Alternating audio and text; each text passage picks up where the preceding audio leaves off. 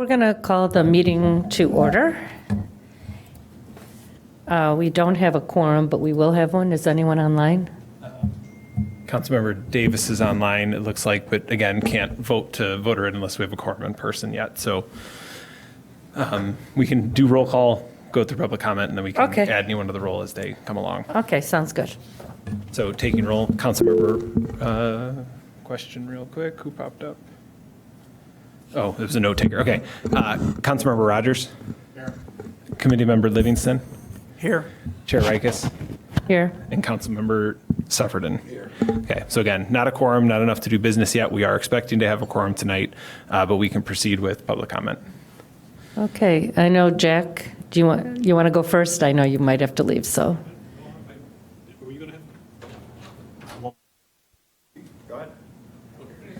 I think we have a quorum now. All right, yeah, Councilmember Kelly's here into the roll, and then we can vote on Councilmember Davis in a second. We'll do it after public comment. Okay. Yep.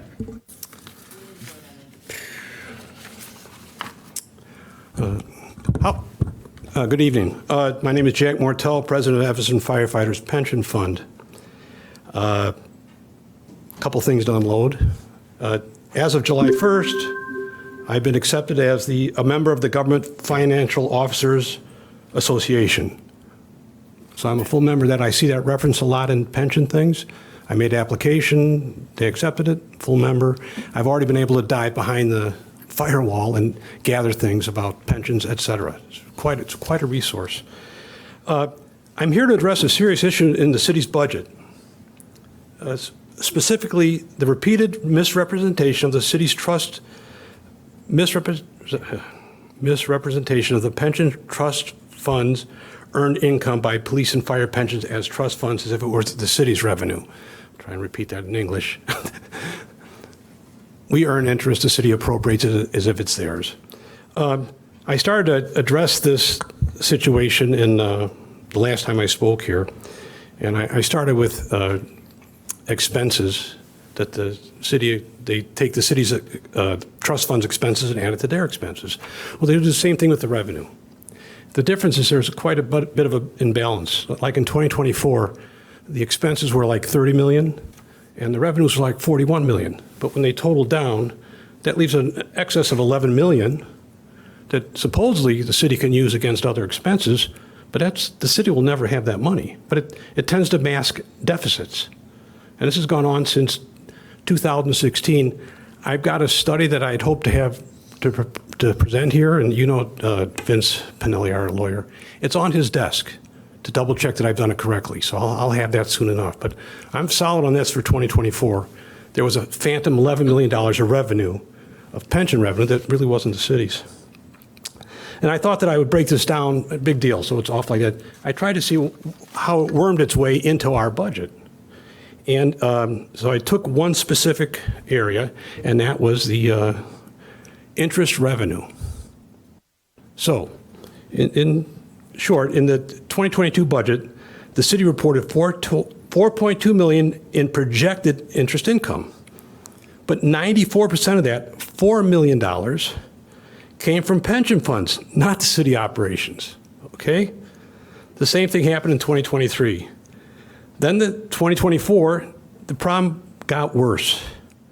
The city reported over 6.4 million fiscal year 2022 actual interest income. I want to restate that in 2024 budget that we're going to working on tonight to see if you want to accept the audit. It had $6.4 million in interest income.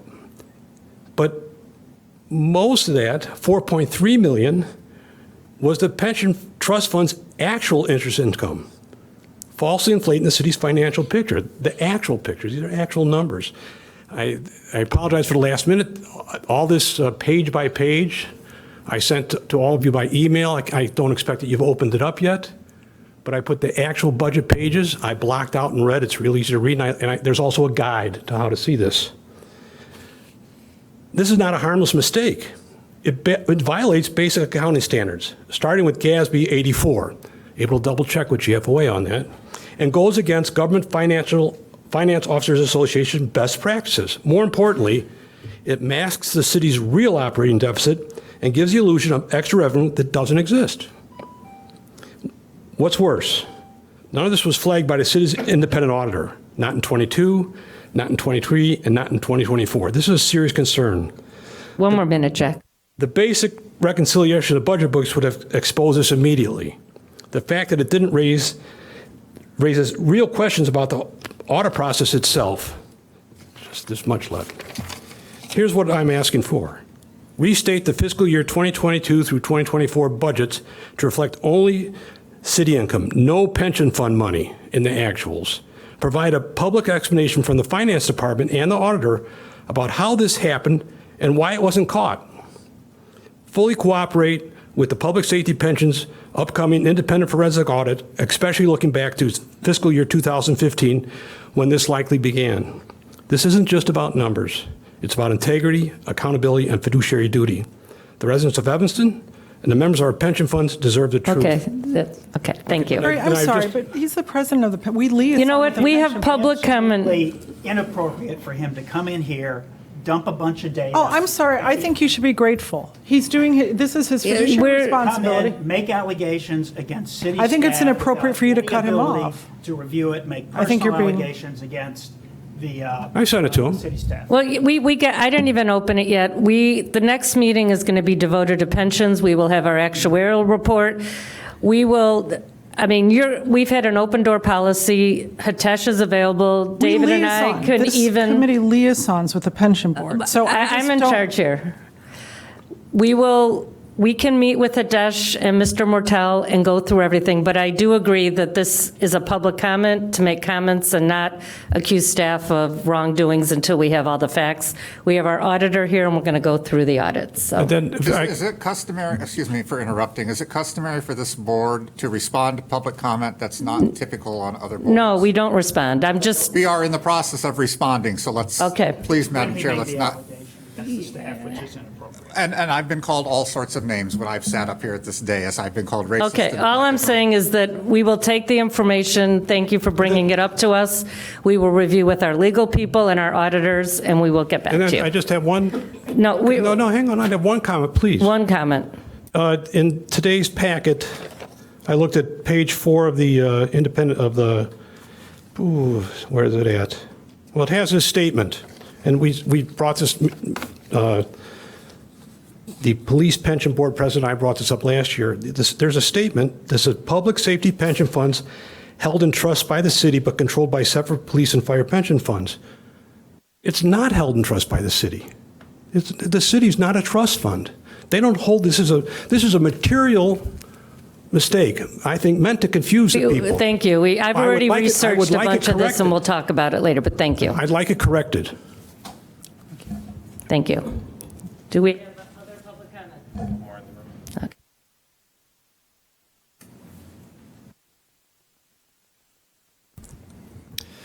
Good evening. My name is Dylan Sharkey. I'm the assistant editor at the Illinois Policy Institute. I actually last year graduated from Northwestern with my master's in public policy and administration, and I'm here tonight to talk about the grocery tax. I know it's a $2.5 million hole that we're talking about with the grocery tax, but that could also be looked at as $2.5 million in savings on food. $2.5 million divided by Evanston's population comes out to around $33 a person, or more than $130 for a family of 4. Now, before I came here tonight, I went shopping at Aldi in Evanston, and there's 2 big bags behind me in the chairs, and I spent $130-ish, and it's a decent amount of food. Imagine if you could give that amount of food to every family of 4 in Evanston every year. I don't think they would tell you it's insignificant. I think they would appreciate it. And there's also the fact that people in Skokie and Glencoe and everywhere else around Evanston, to avoid the grocery tax right now, they have to drive all the way to Wisconsin. But if Evanston chose to not renew the grocery tax, they would just have to drive here for those same savings. And maybe while they're here, they stop to get gas, they stop to get a cup of coffee, they stop to get a bottle of wine with dinner. Now your other sales taxes are starting to offset that $2.5 million. So I think it's important to remember that the $2.5 million wouldn't really be that same figure, and I think that's important to remember when talking about the issue. Appreciate your time. Thank you. Thank you. We may have a couple, I think there's no one else in the room, so we may have two more online. Ms. Frederick, are you looking to give public comment tonight? Cindy Frederick on the Google Meet?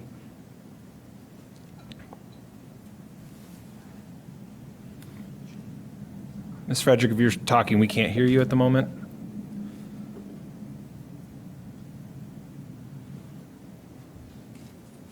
Oh, wait. Do I have the audio off here? No, audio's there.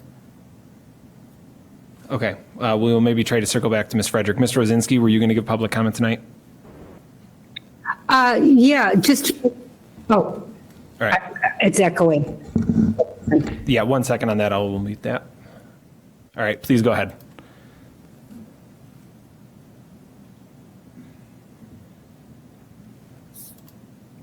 Is it done? Yeah, Mr. Rosinski, I'm going to mute on our end, and you should be good to go. Okay. Two things. One is that grocery tax I wasn't going to speak on, but that is wonderful because we've been talking about how to make Evanston a more affordable, the affordability in Evanston, and that's a basic way that we can help families and individuals have more for their daily needs. So I would encourage to listen to that man who just spoke. The other thing is I signed on hoping to hear more about the fund of the pension fund.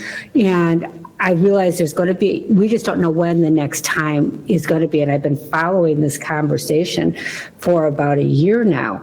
And I understand there's public comment, but I think there's only 3 people. I think we could afford Mr. Mortel more time or let the whole public know when we're really going to be looking at this, because it is confusing and it feels misrepresented. And I don't think we should have to have the exchange that I just saw so that someone who is representing our fire department pension funds and our fire workers is cut off because of a arbitrary 2 or 3 minute time. I know you gave him extra time. There's no reason why he couldn't have 5, or maybe they can, he can do the presentation. But I think this is an issue that needs to be addressed. And so I appreciate what you guys all do. Thank you very much. Thank you.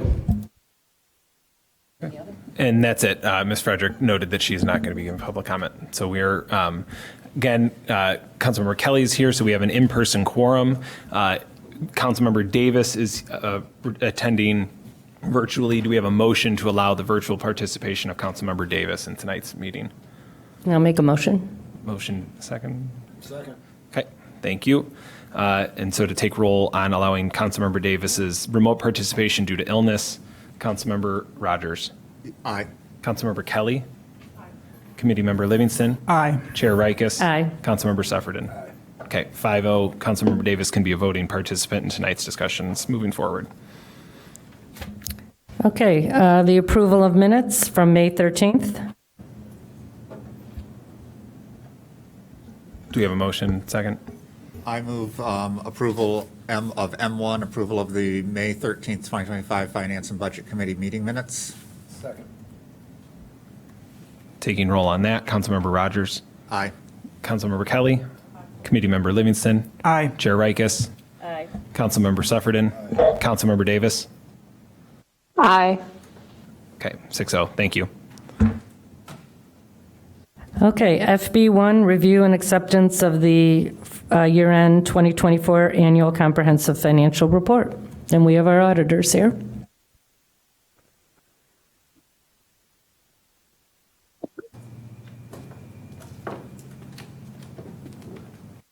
Good evening.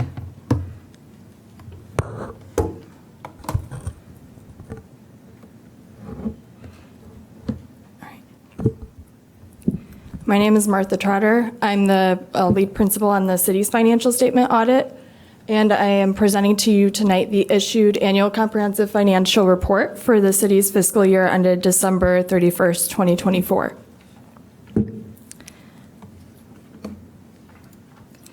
Illinois state statutes require the city to have an audit of its financial statements and records by an independent audit firm conducted annually and published within 6 months of the fiscal year end.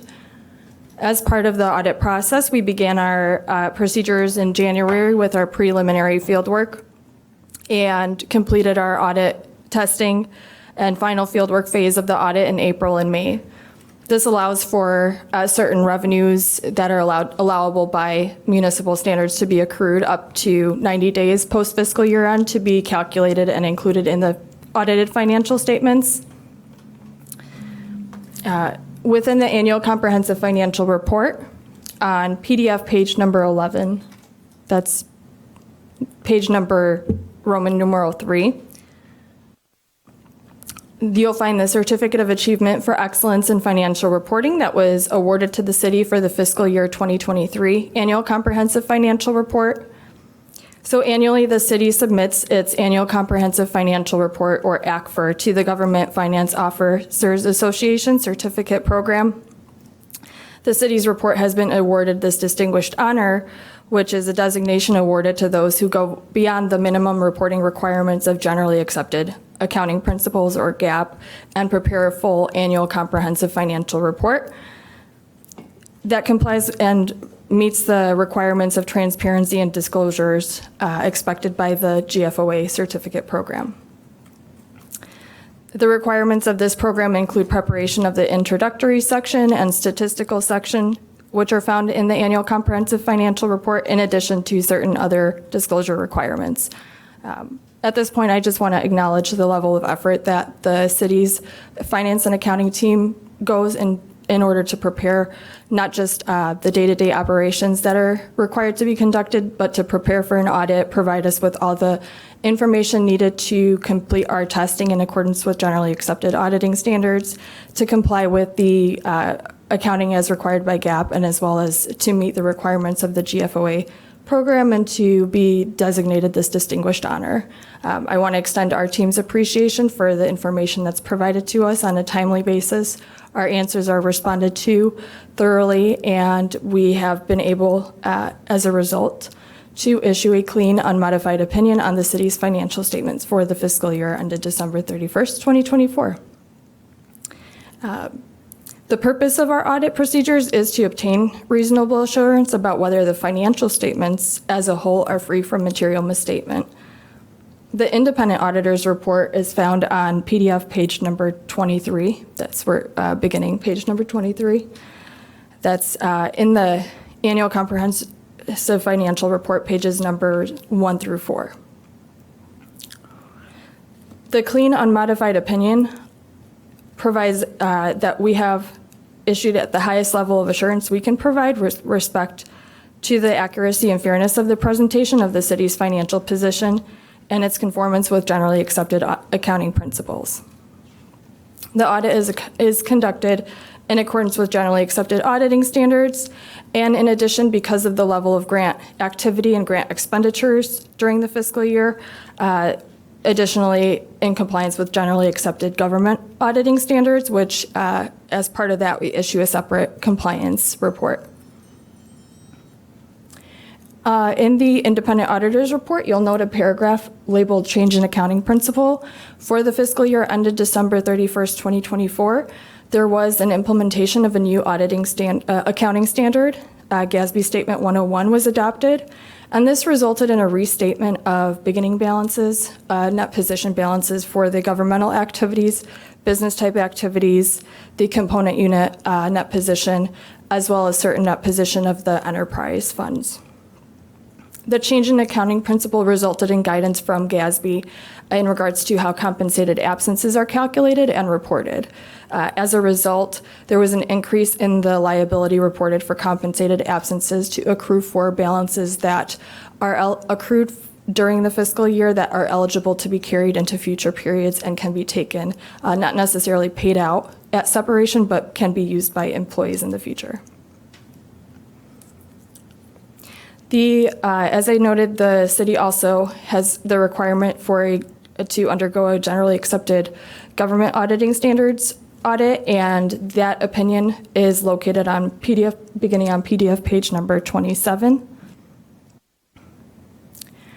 Here, we would report if there were any material weaknesses, significant deficiencies, or instances of noncompliance noted throughout the audit process, and there were no such items to report. The next section of the report that I wanted to bring your attention to is called the Management Discussion and Analysis, and this begins on page 30, PDF page 30 through 38. The page numbers are MD&A 1 through MD&A 9.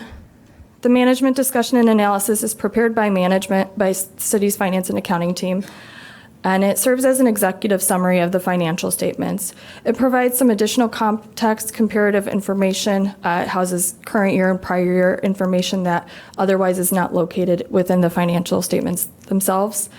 And in addition, has some graphical and table information, charts, and detailed discussion and analysis relating to significant changes in specific information and reasons for those changes.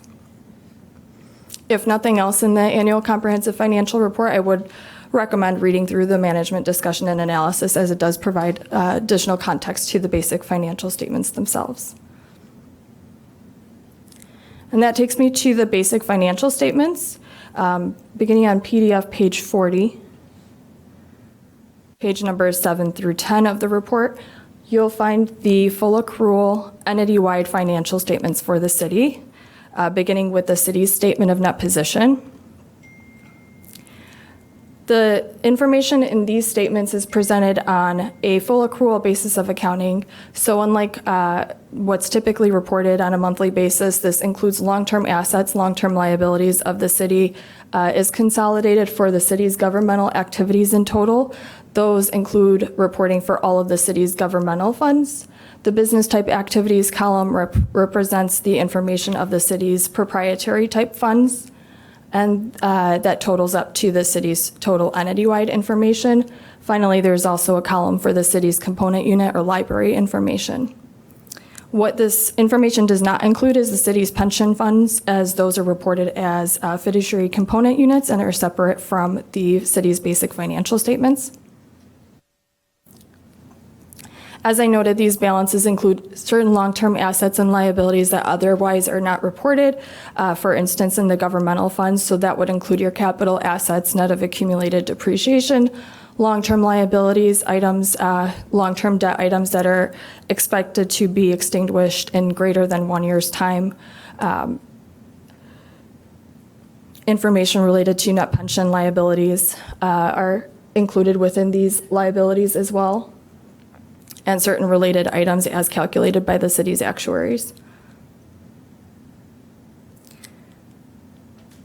Overall, the city's net position increased $11.6 million for governmental activities and $3.1 million for business type activities. You'll find that on page 10 or PDF page number 43. Also on this page, that's towards the bottom of this page, you'll note, as I noted, the restatement to net position, and that related to the implementation of GASB Statement 101.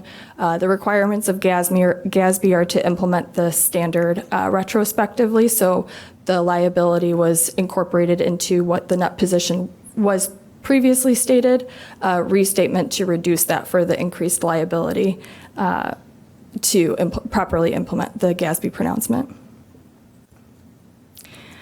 Beginning on PDF pages 44 through 47, that's page numbers 11 through 14, you'll find the governmental funds balance sheet and governmental funds statement of revenues, expenditures, and changes in fund balances. This information is presented on a modified accrual basis of accounting. So this is more in line with what you're used to reviewing on a monthly basis. Those long-term items are not incorporated in these balances reported here. This is presented on a short-term basis with a near viewpoint lens. The major funds reported are General Fund, Capital Improvements Fund, the General Obligation Debt Service Fund, and the city's ARPA fund. The other remaining governmental funds are reported as non-major governmental funds, and that's reported in total. Detailed information of those non-major funds are provided later on in the report. However, our opinion covers the non-major funds in aggregate or in total. On page 46, you'll note towards the fund balances for the general capital improvements and general obligation debt services fund, there is an unassigned fund balance for the general fund of $35.3 million. That's roughly 24% of the general fund's fiscal year-end expenditures of $147,012,000. And on PDF page 49 is where you'll find the statement of revenues, expenditures, and changes in fund balances. That's page number 16 of the ACFR. Yeah, I think you're off one page, but There's a chance that the one in the memo might be a page off. So this is what's on the website. This is what we have the final. So I think we're okay. But what was in the packet may be off one page. I'm not sure. I'd have to look into that. Okay. So I'm following you. I just didn't know Yeah. if anyone else was. yeah. The general fund's fund balance decreased $45,821 in total, and that's after taking into consideration other financing sources or uses, which resulted from transfers in and transfers out to other funds. Also noted here, you'll find there was a restate, I think it's the following page. 16. Right there, yep. So there is a restatement also presented for the general fund. This resulted in a change in the reporting entity. So historically, the general fund incorporated the information for the foreign fire insurance and the human services. And those activities have been separated out and reported as individual funds, individual special revenue funds beginning this fiscal year. So as a result, the general fund's fund balance was shown to remove the portion of the fund balances associated with those two funds that are now presented separately. And you'll see on the following page, 17, an offsetting restatement to the beginning fund balances of what was reported as non-major funds in the previous fiscal year to reflect the incorporation of those two funds as separate funds presented in the report. So that is a change in the reporting entity. On page 17, or PDF page number 50, that's where you'll find that non-major fund column. Also, a highlight, the governmental funds reported just under $6 million in investment income for the fiscal year. Pages 19 through 23, or PDF pages 52 through 56, is where you'll find information reported for the city's proprietary funds. So those are including the water fund, the sewer fund, the motor vehicle parking system fund, which are considered major enterprise funds, as well as the solid waste fund, which is reported as a non-major enterprise fund. Also here is the information for the consolidated internal services funds of the city. These are reported within these proprietary fund statements as they account for information similarly to the enterprise or proprietary funds on that full accrual basis of accounting. So this is likewise similar to the presentation in that business type activities and the statement of net position, statement of activities on that full accrual basis of accounting. The proprietary funds do report information for their capital assets, net of accumulated depreciation. Any long-term debt items are reported under rules for proprietary fund accounting. And the internal service funds, although those are reported at the entity-wide level within the governmental activities, they are reported here in the proprietary fund statements, as they do also account for activity on a full accrual basis of accounting. So similar to how the proprietary fund accounting is reported.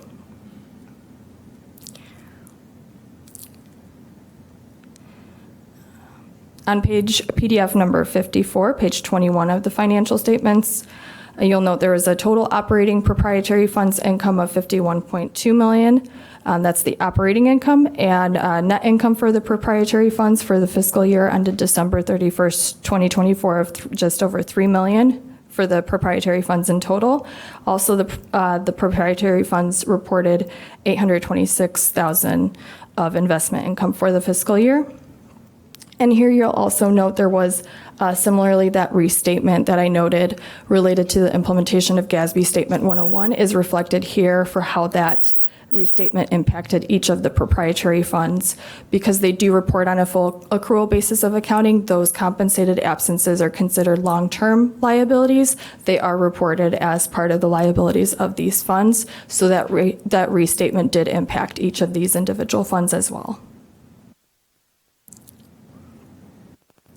And then on pages 57 and 58, PDF page numbers 57 through 58, which is Act for pages 24 and 25, is where you'll find the information for the fiduciary funds or the city's pension trust funds. These are combined for both the police and fire pension information here. And information here is also, there's a detail breakout of the pension trust fund information in the footnotes to the financial statements. Footnote number 16, PDF pages 123 through 124 is where you can find how these total balances are broken out between the police pension fund and the fire pension fund. That footnote. We have one question. Can I just ask one question here, and more later, but the reflection of the public safety pension funds in these financial statements, is it consistent with your other clients in terms of how it's being presented, how it's referred to? Is it consistent? The pension trust fund information is reported as it's required to under GAAP accounting, and under GASB requirements is reported as it is prescribed by auditing standards and accounting standards. And is it consistent with other communities that you're, yes? Yes. Okay. I have one follow-up to that. Is it consistent in the adopted budget, the way it was presented in the, is that consistent with other communities? As independent auditors, we are not engaged to audit the budget document. We are engaged to audit the financial statements, in our opinion, and our report is on the financial statements. Right, but when it's brought to your attention that it's not following basic standards, and when it is being accounted for, I believe it is then up to you to, point out a material misstatement. I don't think that's in alignment with many communities. Once again, as independent auditors, that's not under the purview of the scope of the audit. That's not something that we are required to have an opinion on or that we report on. We don't have an opinion on the budget document. That's separate from the financial statements. I understand that if it's brought to your attention, then that's why we hire you, and it's been brought to your attention. So most of the references that I think that President Mortel is making is in reference to our adopted budget, which is what we make the basis of how much we tax and everything else, and we'll see that that those numbers are not are counted as the city's own, the trust fund funds. And I've had email conversations with Ms. Trotter, and I do think that absolutely should be pointed out as a material misstatement by our auditor, so that you'll see that this year we didn't do that in our budget, in our adopted budget. We stopped that practice, which is good. So at some point it should be pointed out, since we're auditing last year's practice, that as you told me in our conversation, also part of your responsibility is to ensure that the adopted budget is in alignment with the audit. In this case, it is clearly not. The material in the audit is, yes, to your point, it is accurately reported and separated out, but in the adopted budget, it absolutely is not. The extent of our audit procedures are over the presentation of the audit in the financial statements, so we do have limited procedures that ensure that the budget presented in the financial statements is in line with what council has adopted. There's no further audit testing or opinion on that information or on the budget document itself. Further, there's no budgeted pension fund information contained within the annual comprehensive financial report, so that piece of information is separate from the audit entirely. I think we have a question from Councilman Davis. No, I found it. I'm all set. Thank you.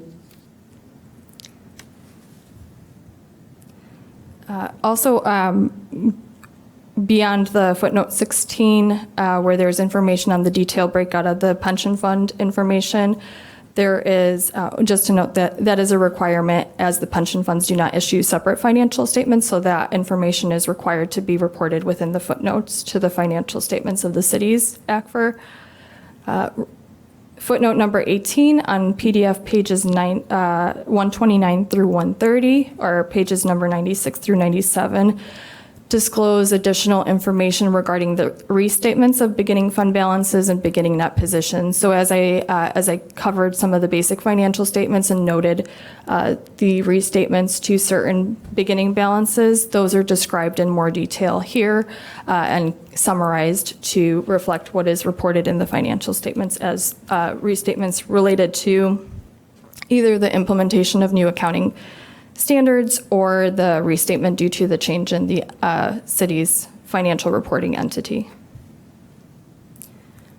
The required supplementary information of the financial statements begins on pages 98 through 112, or PDF pages 132 through 146. And within the required supplementary information, or RSI, is information for the general fund and any major special revenue fund, in this case, the city's ARPA fund, budget versus actual detail schedules, historical informations, which are building up to 10 years of presentation for the city's IMRF, police pension, fire pension plans, and for the city's other post-employment benefit plan. That information is compiled based on information provided by the city's actuaries for those various pension plans and for the OPEB plan. Following the required supplementary information is a section called the combining and individual fund statements and schedules in the supplementary information. Within that section of the report, you'll find detailed information for the general fund, budget versus actual, and for the other major funds that were not presented previously in the report, as well as this is where you'll find, as I noted, the non-major funds. Our opinion covers those in aggregate. Each of those individual non-major funds is presented here. So you'll see how those individual non-major funds total up to what is reported in the basic financial statements.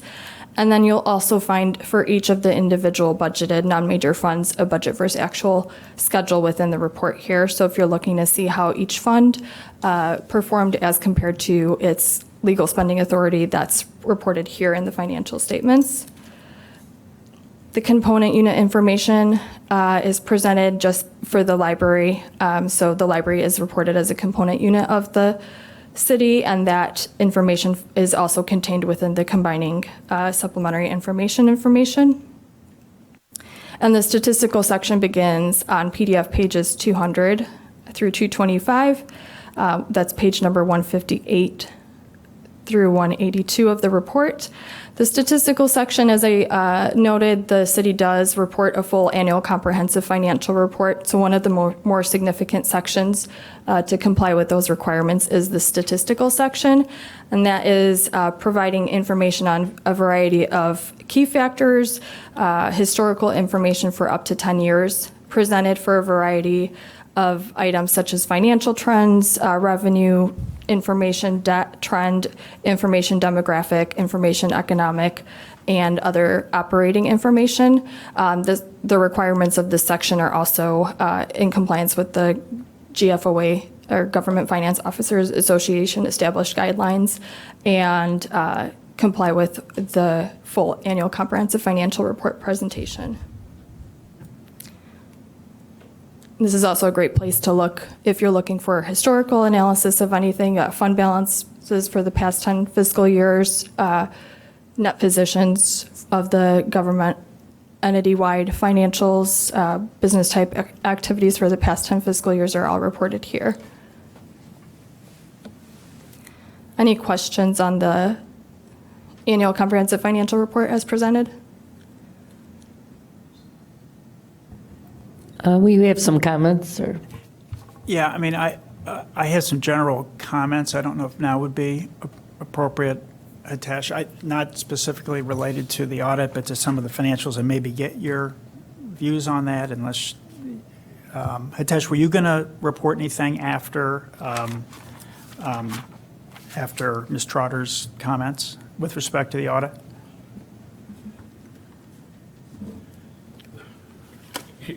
Good evening, Chair and the committee members.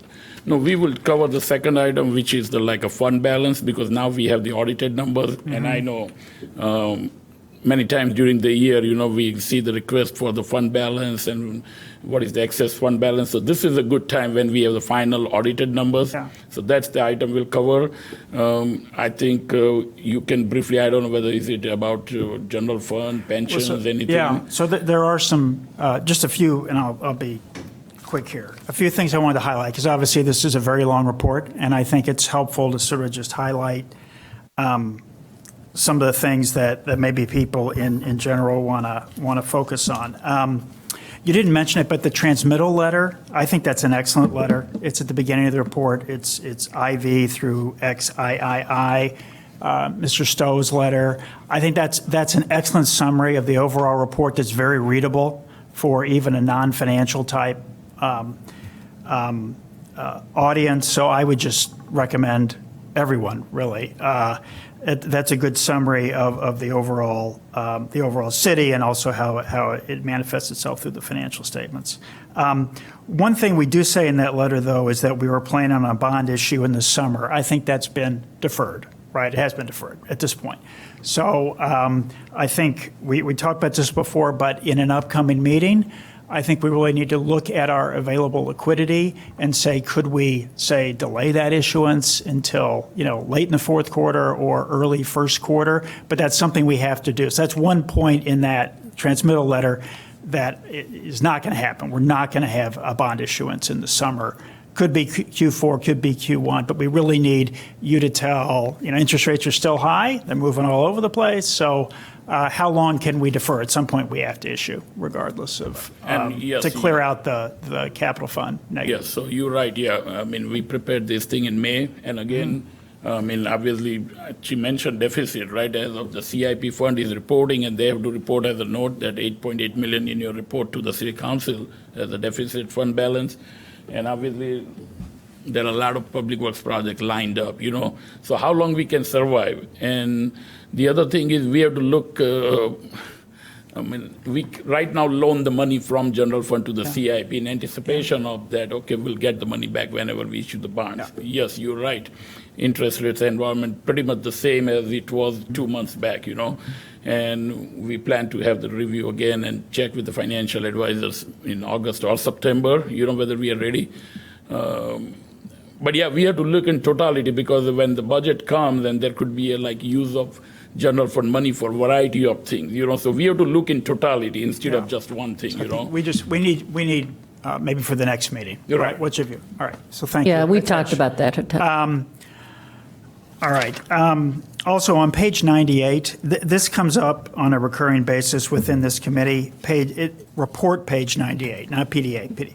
It shows the original general fund budget, the revised general fund budget, and the variance. So this has always been in the report that when we do the budget amendment, it's not like the original budget is lost. It is always reported, and in this case, it's on page 98. It shows the original budget, the revised budget, and then actual to get to the final variance.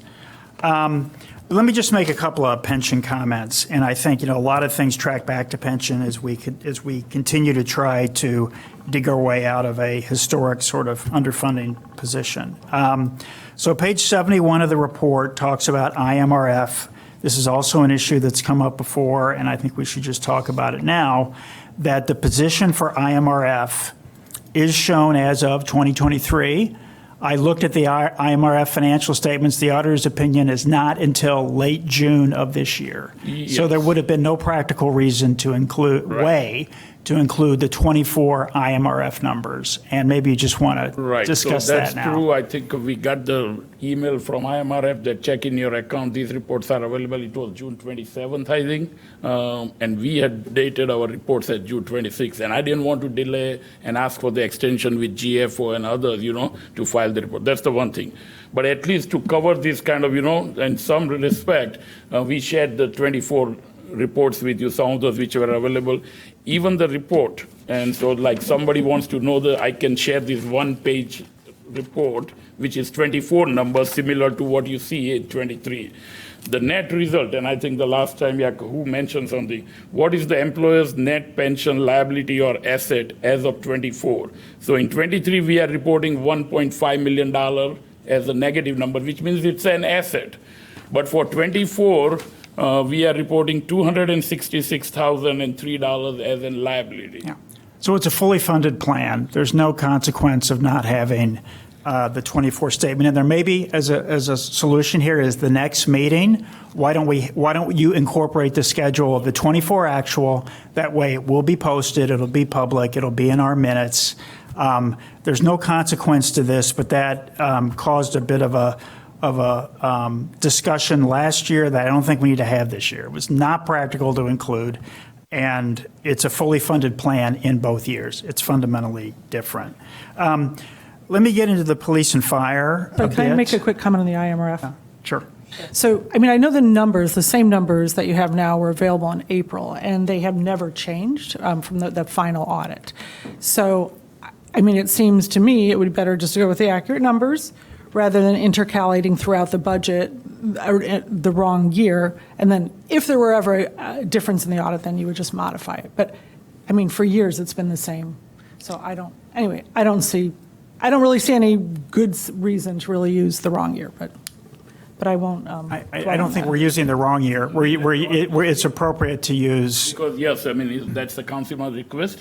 Auditors cannot take the unaudited numbers and include in their audit report because they are kind of providing an opinion on that. And Martha, you can speak a little bit. Because the financial statements that we're opining on incorporate the balances per the actuarial valuations.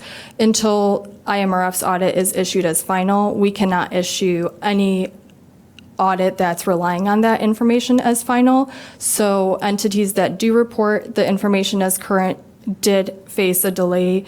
In some cases, had to file extensions with various reporting entities to allow for that time lag of when the information became available. So although the actuarial valuations in draft form are provided earlier, we wouldn't be able to issue the city's audit as final until the IMRF's audit is final. And it's just a timing issue because it's a concurrent fiscal year end. So IMRF is waiting on their December 31st, 2024 audit, just as the city is waiting on its December 31st, 2024 audit. GASB does allow for a presentation of actuarial data up to 1 year prior to the reporting fiscal year end, so it's allowable and in compliance with GASB standards. Yeah, just to add one thing to update new committee members. Last year, there was a little issue because we are always 1 year behind on the IMRF. We'd had a discussion that if IMRF annual audit was done at a certain date, we would include it. Otherwise, we're including the prior year, and we're also going to post the current year. And the IMRF, we are not managing the money. It's not like the pension and the fire. That this is really for disclosure purposes. So that's just to bring you guys up to speed. And just to add to that, the IMRF balances, those are considered long-term items. So those are reported at that entity-wide level reporting for the governmental activities and the business type activities and impact the entity-wide component unit information reporting. They impact the fund financials for the enterprise funds, which do report on that full accrual basis of accounting. So the water fund, the sewer fund, the motor vehicle parking fund. However, the general fund governmental funds do not report IMRF balances associated with those net pension liabilities within their financial statements. All right. So if I can move on quickly and focusing more on the police and fire. We have a little bit of a unique situation reflected in these financial statements where overall our funding position on police and fire went from 58% funded to 60% funded. That's good, but actually our dollar value liability has increased, which is unfortunate. Our dollar value liability is reflected in the financial statements, and this is on pages 78 and 86. It's showed separately, has gone from $209 million to $220 million, using rounded amounts between the 2 years. Police went from 62 to 64, fire went from 53 to 55. The reason why our overall dollar liability has increased is because of some actuarial changes, estimate changes, and which totaled about $40 million, $27.6 million in police, $12.2 million in fire.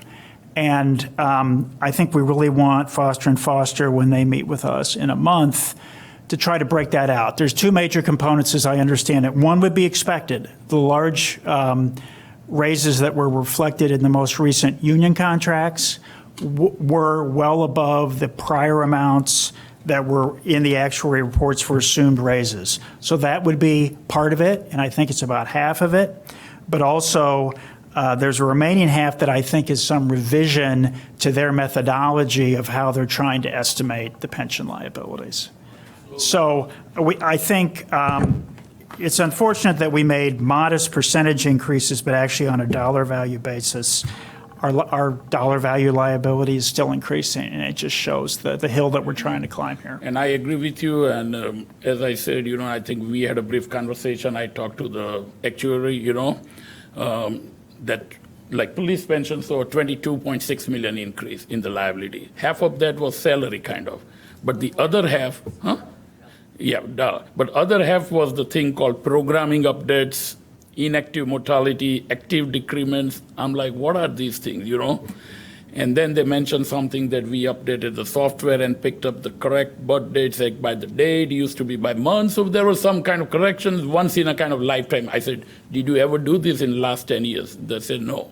This is the first time. So obviously that kind of, increased our liability by 11 million in the police side, and I think 7 or 8 million on the fire side. So roughly 20 million out of 40 million was because of these. And I think I would let them speak to it after we have the actual valuation.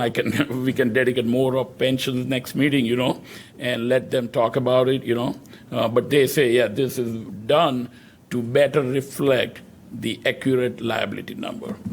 And I think a consequence of that, and we're going to have this number in the next month, is that our budgeted pension contribution is likely to go up from the $30 million that we have today. Yes. Because our gross liability increased by $40 million due to these changes. So that's something that Foster and Foster needs to explain. Why did we have this outsized increase that's reflected in your financial statements? But also, what is going to be the impact on the required contribution for next year is something that we have to get behind. And then finally, this is my last point. Ms. Trotter, you mentioned this. Pages 104 to 108 are really good 10-year summaries of all three pension plans. It shows clearly the increased contributions we've made. It also shows these actuarial changes. But also, it shows that if you look at IMRF, which is a fully funded plan, multi-employer plan, that's the steady state we're trying to get to. The contributions for IMRF are only 3 to 4% of payroll, whereas we try to make up for the underfunding of the past. On the police side, we are currently contributing 76% of active payroll and pension contributions, and in fire, 86% of current.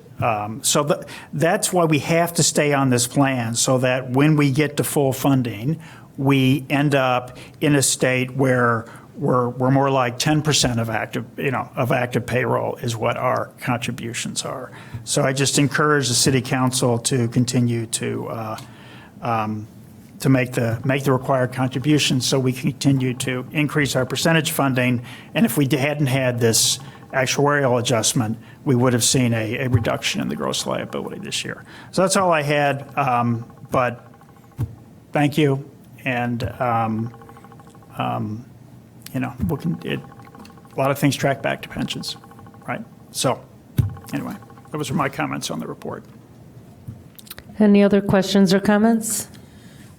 I just have one quick question kind of following up on that. So as we look at the actuarial changes that we're trying to keep pace with, is that something we anticipate a regular change on? Is it a once in a generation thing? Is it, I don't know how quickly right. it changes. And this was the news for me too, first when it came last year as a part of actuarial valuation, and again this year, but it's one time in, I won't say generation, but he says, okay, have you ever done that in last 10 years? No. Are you going to do it? No, in next 10 years. Because as we look at trying to meet that goal, is the goalpost moving away from us at the same rate? We just have to increase our annual contributions, which, Right.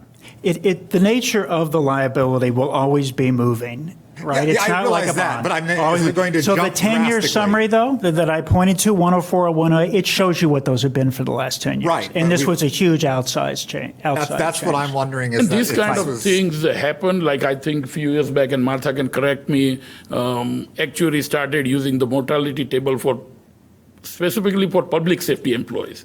And that created a bigger liability for that, So those are the kind of some changes as a part of their actual, society or association which they decide. But yeah, particularly in this instance, what happened, which increased our liability out of 40 million, 20 million was because of that, another 20 because of our, salary increases. That's kind of, at least I can say. because I can look at 10 years, but if this happens every 12 years, the 10 years doesn't really So help me much. I will send around a summary. I have a summary of what our pension funding has been going back to 98. I'll send that around. And you can see occasionally you do have a big year, right? And normally it's some sort of shock, like out-of-scale raises or a change in a mortality table. But this is still big. But I'll send that around to everyone. unfortunately, we've been fully funding, because if we didn't, Right. it would And have we will- gotten bigger and bigger. We'll continue to update you, as I said, next month and month after that, because there's a potential kind of a bill in the State House to bring, I think, Tier 2 employees to the Tier 1 level benefits. And that could be a huge, so we'll have to keep an eye when it happens. So it's the timing and all that. And do they really accept every kind of things they need and bring it par with the Tier 1? All the Tier 2 employees. So we'll keep an eye out and see, and continue to update you. Okay, so any other? Oh, I'm sorry, Council. Thanks. I did want to point out, and I mean, I understand President Mortel's concerns with seeing the funds and his sort of moral obligation to point out the misallocation of the trust funds being used or presented as if it was the city's own funds. But I also had a question he held up, and I just found it, the slide saying that public safety pension funds held in trust by the city but controlled by separate police, fire. They're not held in trust by us. They're held, by the city, right? These are held. Oh, I didn't have a lot of time, but I just looked at Skokie's annual report, and they say the village maintains 2 pension trust funds mandated by Illinois state statutes, 1 for firefighters, 1 for police officers. So I don't know if this language is standard. No, it's, and Martha can go, we looked at the Wilmette, I think, looked at it, they used the word trust. We looked at the displays, they may have, so everyone has a different language, but I think Martha I know you're the treasurer for it as the CFO, but I thought that it's not held by the city. It's the language doesn't mean that we held the money, but it is our fiduciary fund. These are the 2 fiduciary funds for the city, and that's why they are included in the city. And one thing which I would like to tell, I know this comes in more often, and I have clarified, whenever we represent the budget or the audit, and when the people look at it, rating agencies, banks, loans, whoever is looking at our financial, they talk about the fund level. That's how it says. General fund, they know how that works. Like when I talk to the rating agency or to the state government, federal government for our WIFIA loan, and there were 2 rates, they always talk, okay, it says, I see this thing in your pension fund. I see this in your general fund. I see your water fund, enterprise fund. So this is the fund level is important. The cash balance, how much cash we have in water fund or general fund. How much revenues in water fund versus the other fund. So every organization or every rating agencies, wherever we talk to the banks or somebody who is giving us the loans and all that, they look at each individual fund. And that's the basis in our government fund. That's why it's called fund accounting. Yeah. And Martha, if you want to touch on that other thing about the language used, trust fund. The trust fund definitions are prescribed by GASB standards. The net position reported for pension funds within the basic financial statements, you'll see those are reported as restricted for pension benefits. So that lets you know that that net position is not available for anything beyond the pension benefits that the pension trust funds or the fiduciary component units are accounting for. Plus, I was a trustee of the fire pension, and they have their own audit and their own financials as well, separately than us, so. Except that it has sort of bled into our own budget. Like, for example, the interest that was earned from the public safety pensions was counted in our adopted budget.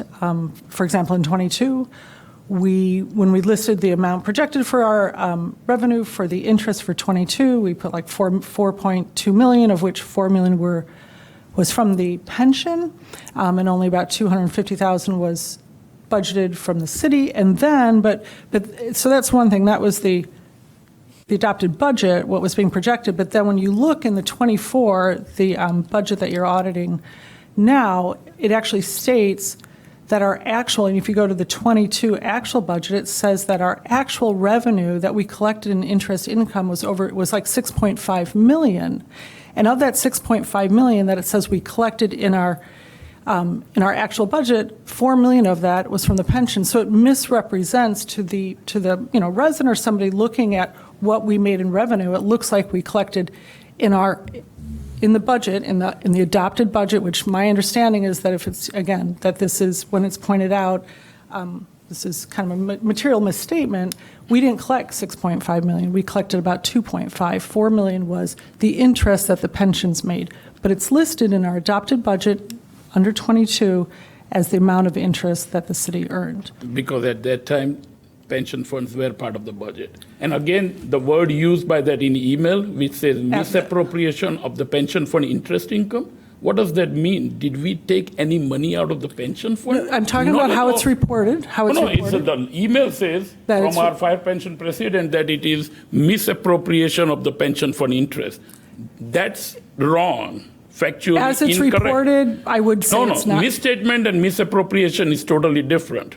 So when he says that misappropriation of pension... So are you going to list this year also in our interest income? Will you also list the pensions again? Will you Not list for it? 25. Not for 25. Because So we you have stopped. That's excluded good. that. But so that should be pointed out, because this isn't just a technical error. This has been an ongoing, this has been, an oversight that's been going on And the over other and over thing and is, over. council member, I do not get any credit or I don't hide the words that were used. When we go to the rating agency, as I said earlier, they look at each individual fund. They don't see, oh yeah, you have 5 million in pension fund interest, that would help your general fund. They know the people, the rating agencies or the bonds or banks or state government, central government. So I cannot, the auditors, they know the things, how to audit this. So, I mean, when these kind of statements come, which are totally incorrect, I mean, No, it's not incorrect that we. No, it's against. No, you said you won't do it again this year. I mean, you misrepresented our income. So misappropriated it. Look at the email, please. Misrepresented. No, what's the email says? I'm speaking right now. I'm not speaking in the voice of Jack. I'm just saying it was misrepresented to residents over and over for many, many years, and this year it's not, and that's why I think it should have been pointed out a long time ago. And I understand you're saying you're not responsible for the adopted budget. My understanding is that an auditor is to evaluate whether or not the city's financial reporting complies with, GASB standards, and it was brought to your attention. So I would like to see this corrected, and so I can't support it, but I understand I don't. Anyway, so for that reason, this has been misrepresented, our income based on, just so everybody understands, in the 2024 budget, the pensions were generating over about $41 million. Their expenses were $30 million. So, our overall budget looked about $11 million larger than what it was. And again, we can see how it actually bled into the budget in various funds like the interest. And that's just one. There's many others where it bled into totals also. And again, I'm glad we're not doing it this year, but I feel this should have been pointed out for the many years that this has been going on. It's impacted our budgets, and it's impacted how much we thought we had to spend. It's impacted what we felt we were getting in revenue and what we even got in the past, actual numbers. Thank you. So I don't agree there's any misstatement here, and I think we need to go through the allegations that have been made and clearly show how it did not have a consequence on the overall budget It certainly doesn't have a consequence on the audit and the audited financial position. And again, it is unfortunate that these allegations were made an hour before this meeting without an ability to really understand the nature of those allegations. And I'm highly confident we don't have a problem, okay? And if we have, we can clarify if we need to the presentation of these materials when it comes to budget. There's no problem at all with respect to the audit, nor do I think there was a problem with respect to budget. But all of the earnings that are contributed to the pension funds, all of those earnings are properly retained within the pension trust funds. And I just, I don't, you know, I don't see the issue, but we'll go through the allegations and make sure that there's nothing there. Councilman Rogers? Thank you. I'm sort of new here. I'm new to this. I've worked with budgets, municipal park budgets, about $700,000, so a much lower number, not nearly as involved here.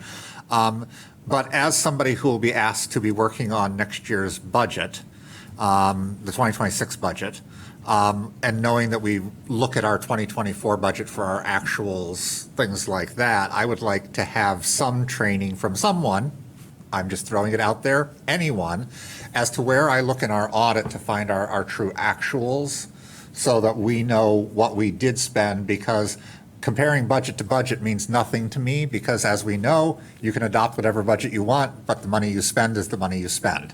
And so the actual number is the number that is most important to me, not the budget that was adopted or was readopted after the end of the year to sort of bring things back to a different type of balance.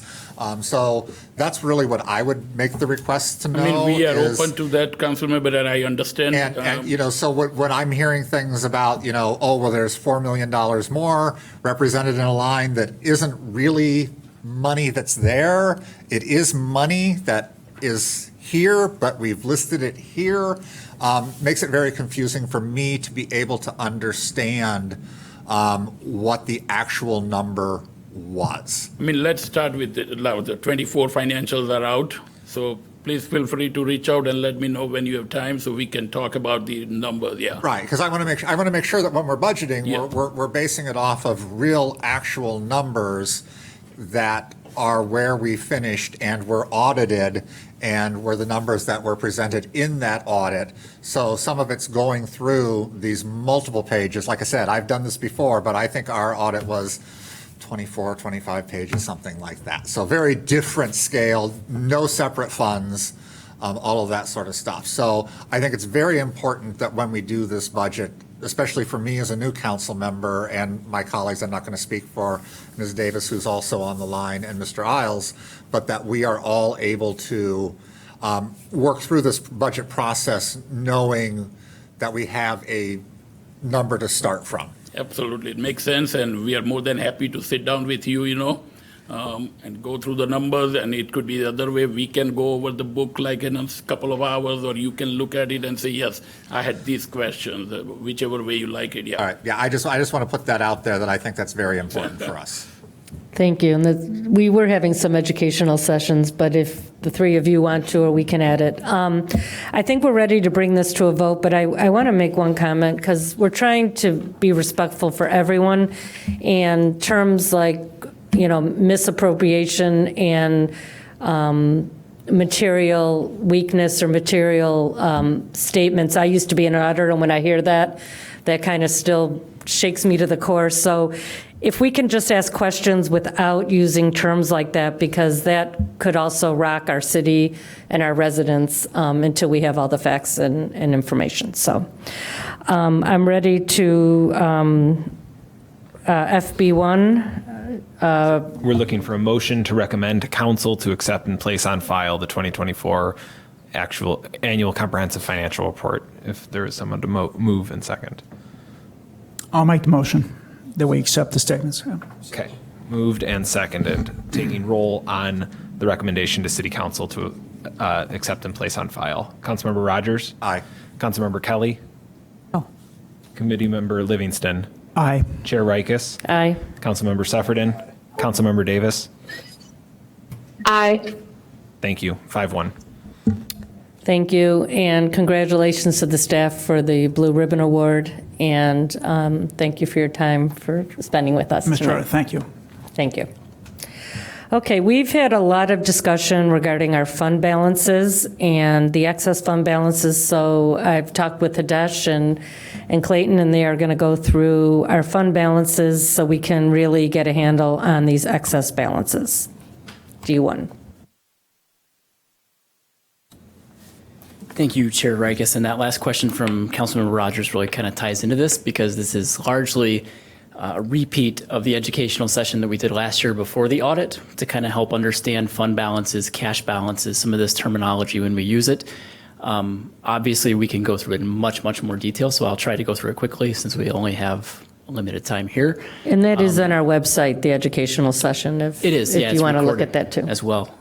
So I'll walk through these slides, and again, I'll reference the audit in places because some of the numbers are coming obviously directly from here. So, and I'm breaking it down more from a budget lens than an accountant lens. I'm not a member of the accounting team. I'm not an accountant. So some of this terminology, I come at it from a budget perspective and trying to make it make sense to use these numbers to put forward a good budget next year. So hopefully this is somewhat helpful.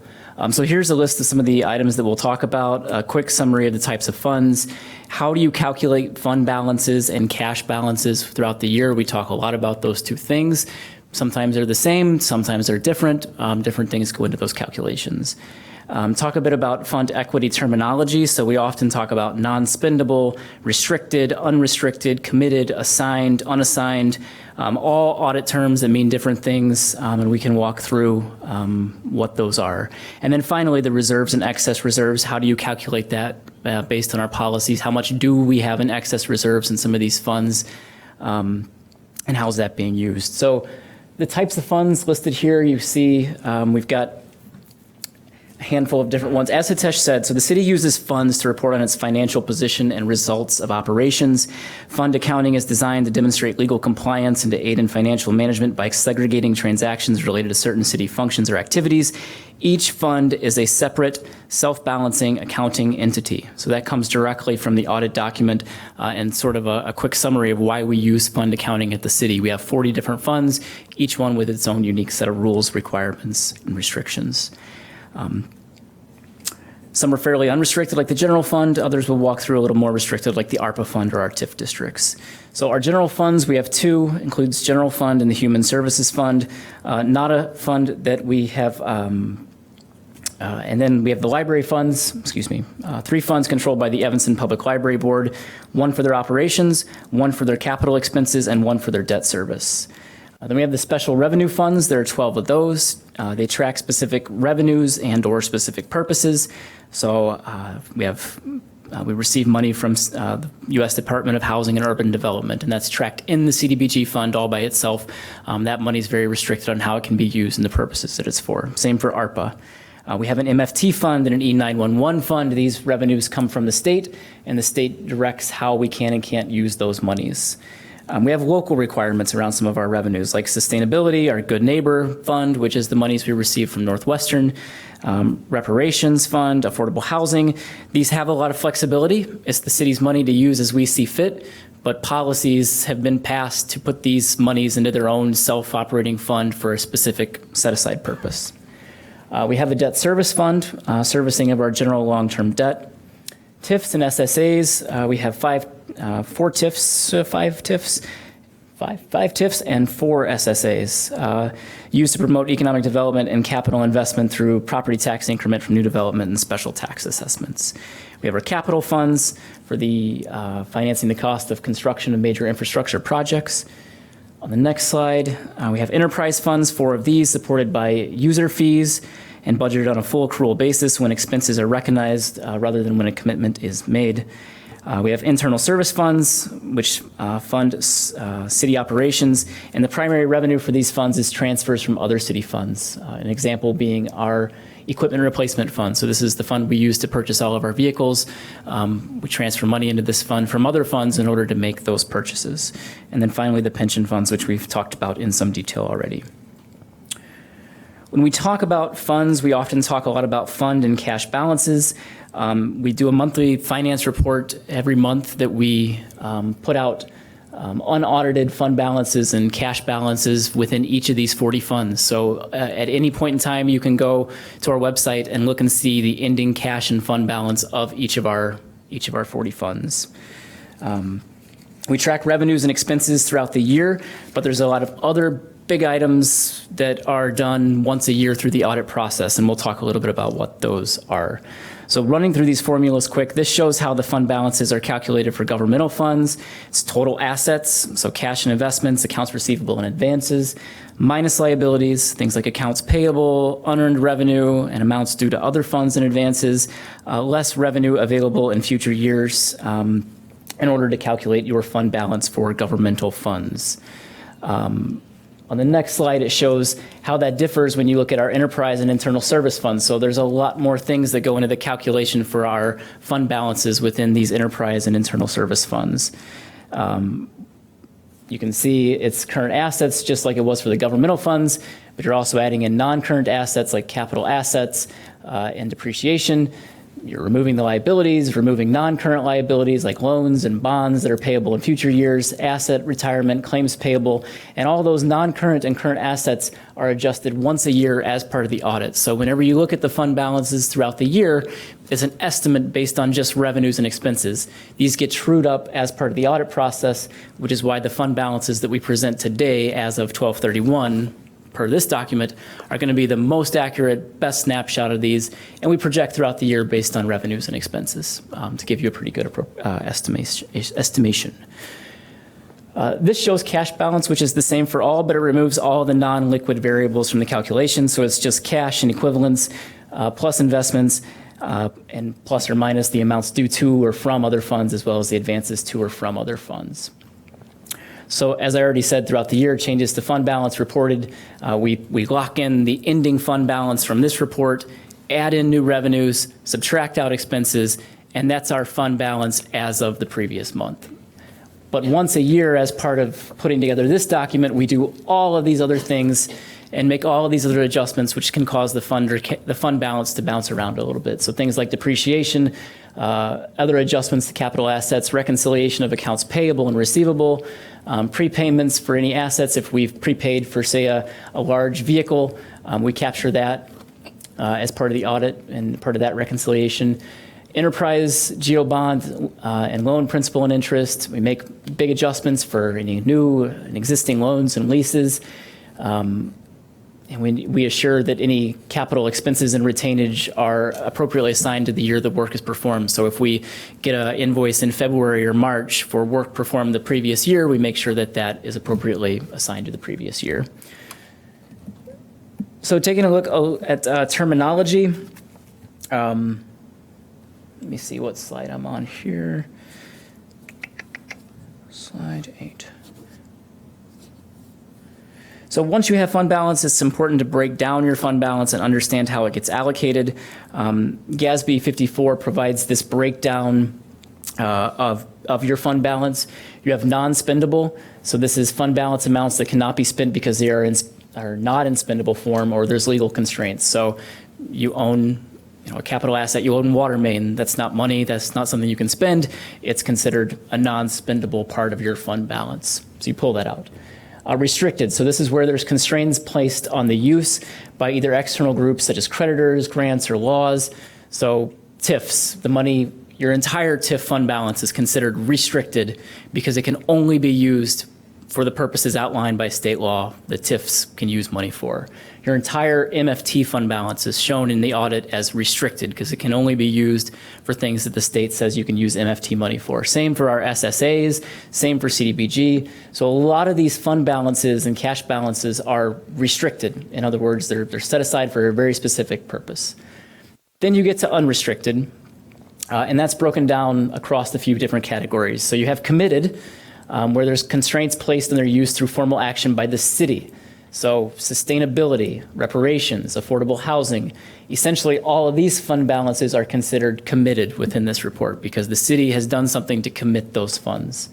Then you have assigned, which feels a little bit like committed, but it's different because it's a spendable fund balance, but it's intended for a specific purpose that's not restricted or committed. So you have your Crown Construction Fund, the general fund, where in the general fund, we've assigned a portion of our fund balance towards this year's deficit. So when you look in the audit report and you see the breakdown of our general fund balance, a certain portion of that fund balance shows as assigned because it's assigned to this year's budgeted deficit. So the plan would be to then spend it down based on our budget. And then you have unassigned, and that's sort of what's left. And within unassigned, you have your reserve and your excess reserve. So we'll get into what the reserves are for those funds that have reserve policies so you can see the amount and how that breaks down between reserved and unreserved, or between reserves and excess reserves.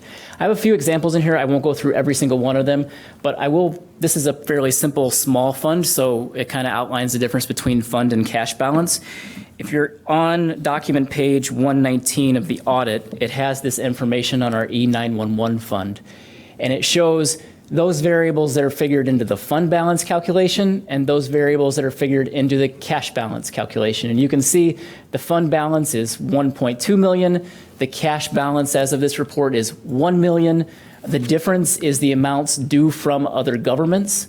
That's not cash we have in our hand. It's an amount that was owed to us at the end of last year. So it's part of the fund balance calculation, but it's not liquid cash in our hand at the end of the year when we put this report together. So it makes up the difference between fund and cash and for this report. And again, that entire amount is considered restricted because E911 revenues are restricted by the state. Just CIP fund balance.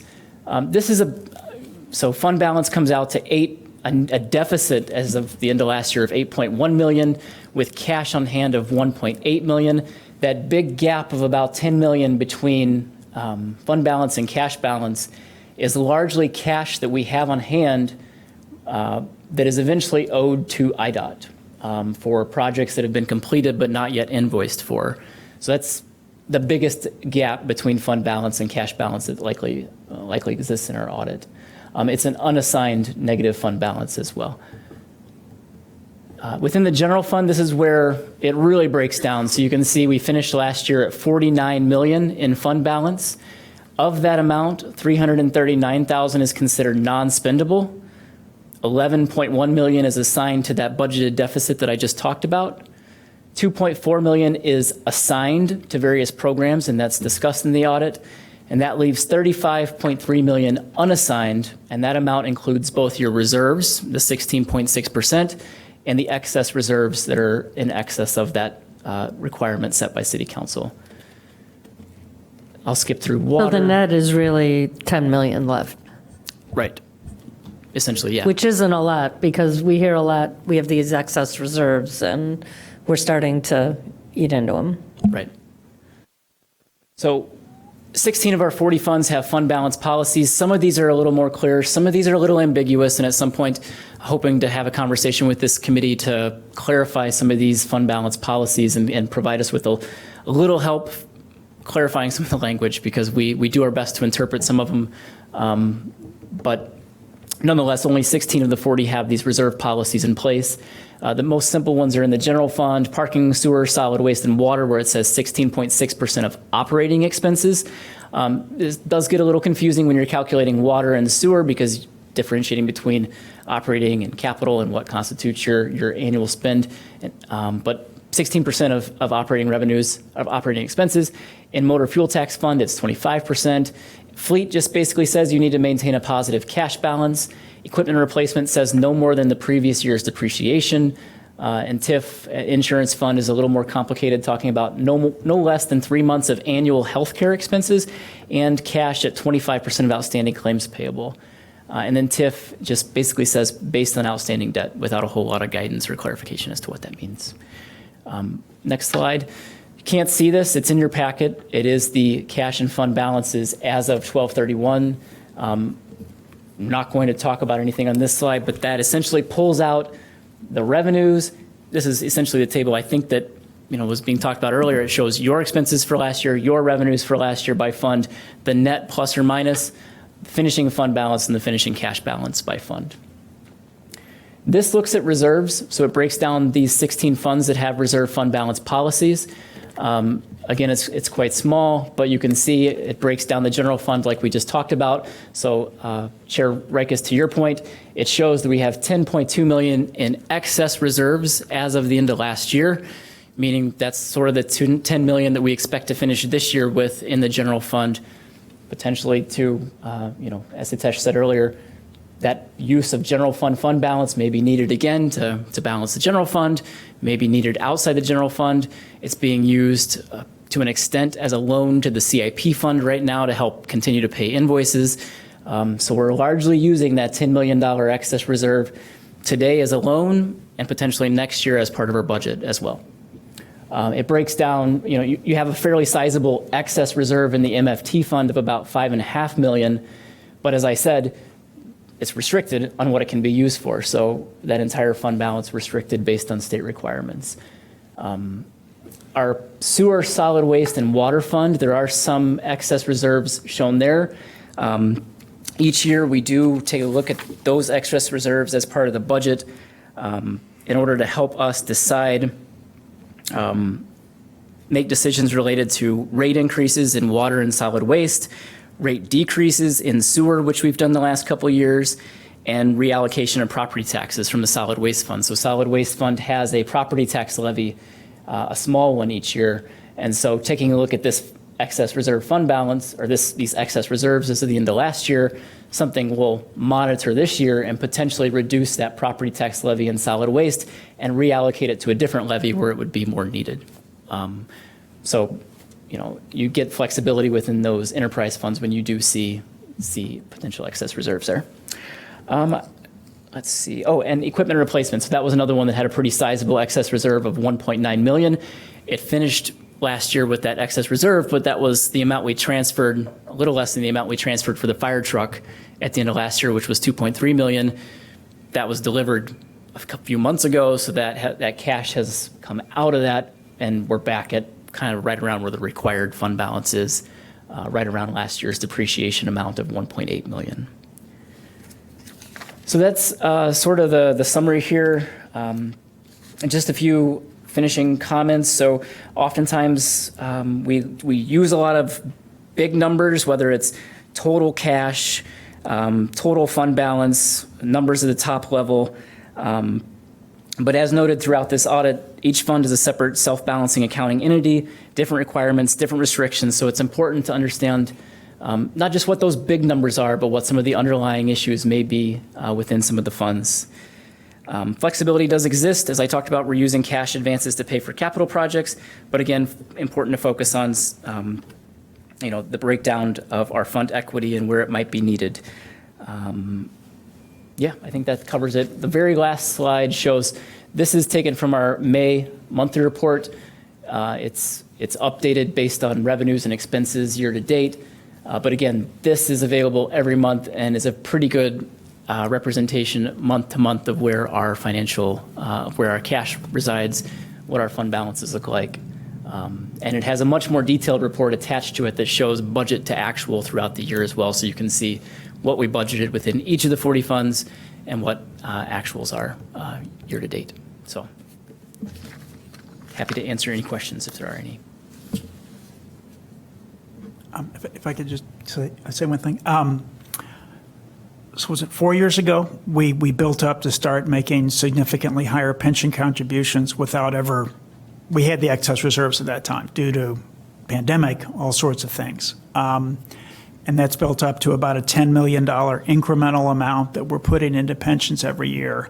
And that's about what our current structural deficit is. And we always understood that, right, that we were going to have an opportunity to spend down these excess reserves over time and make these incremental pension contributions without ever having to raise incremental revenue to do that. And with 10 million remaining after we fund the planned deficit for 25, we're going to be left with about 10, which means the rubber is going to hit the road next year. We're probably we'll have to get through the budget process, but we likely will be at the position where we have expended our excess reserves at the end of next year. But there's still some big unknowns. One is what we just talked about, that it's possible with this growth in the pension liability due to the actuarial changes that we're now going to have to be contributing more than the 30 million that we're putting in today. That could be a negative. And then we also have the discussion about the sales tax, because that would be a $2.5 million. Yeah, we should probably move to that. So we'll move to that. But bottom line, you have to get through the budget process, but it appears to me that we will be close to, or maybe we'll have completely exceeded the available general fund excess reserves next year. And when we talk about the excess reserve, always important to talk about the Northwestern project. $12 million in permit revenue from that last year, that one-time project. Take that $12 million out of the fund balance, and we'd be looking at a much different situation today. That gave us an extra year of pension funding, is the way I look at it. And we get $1 million a year going forward? It's broken down $3 million per year, escalating at 3% based on that good neighbor agreement. But some of it's accounted for. It's all, yeah. 1.5 to offset general fund. Yeah, 1.5 for our general fund. Okay, we've got 3 more items. I just thank you very much. I hope this was informative to some of our newer members, and we will continue the discussion. So now I want to bring up the discussion of the local grocery tax, D2. Do you want to kick us off, Hitesh, or? And I know the council members have been talking a lot, so if you want to add some of your insight. We're just discussing, we're not making, you have till October to make the final recommendation?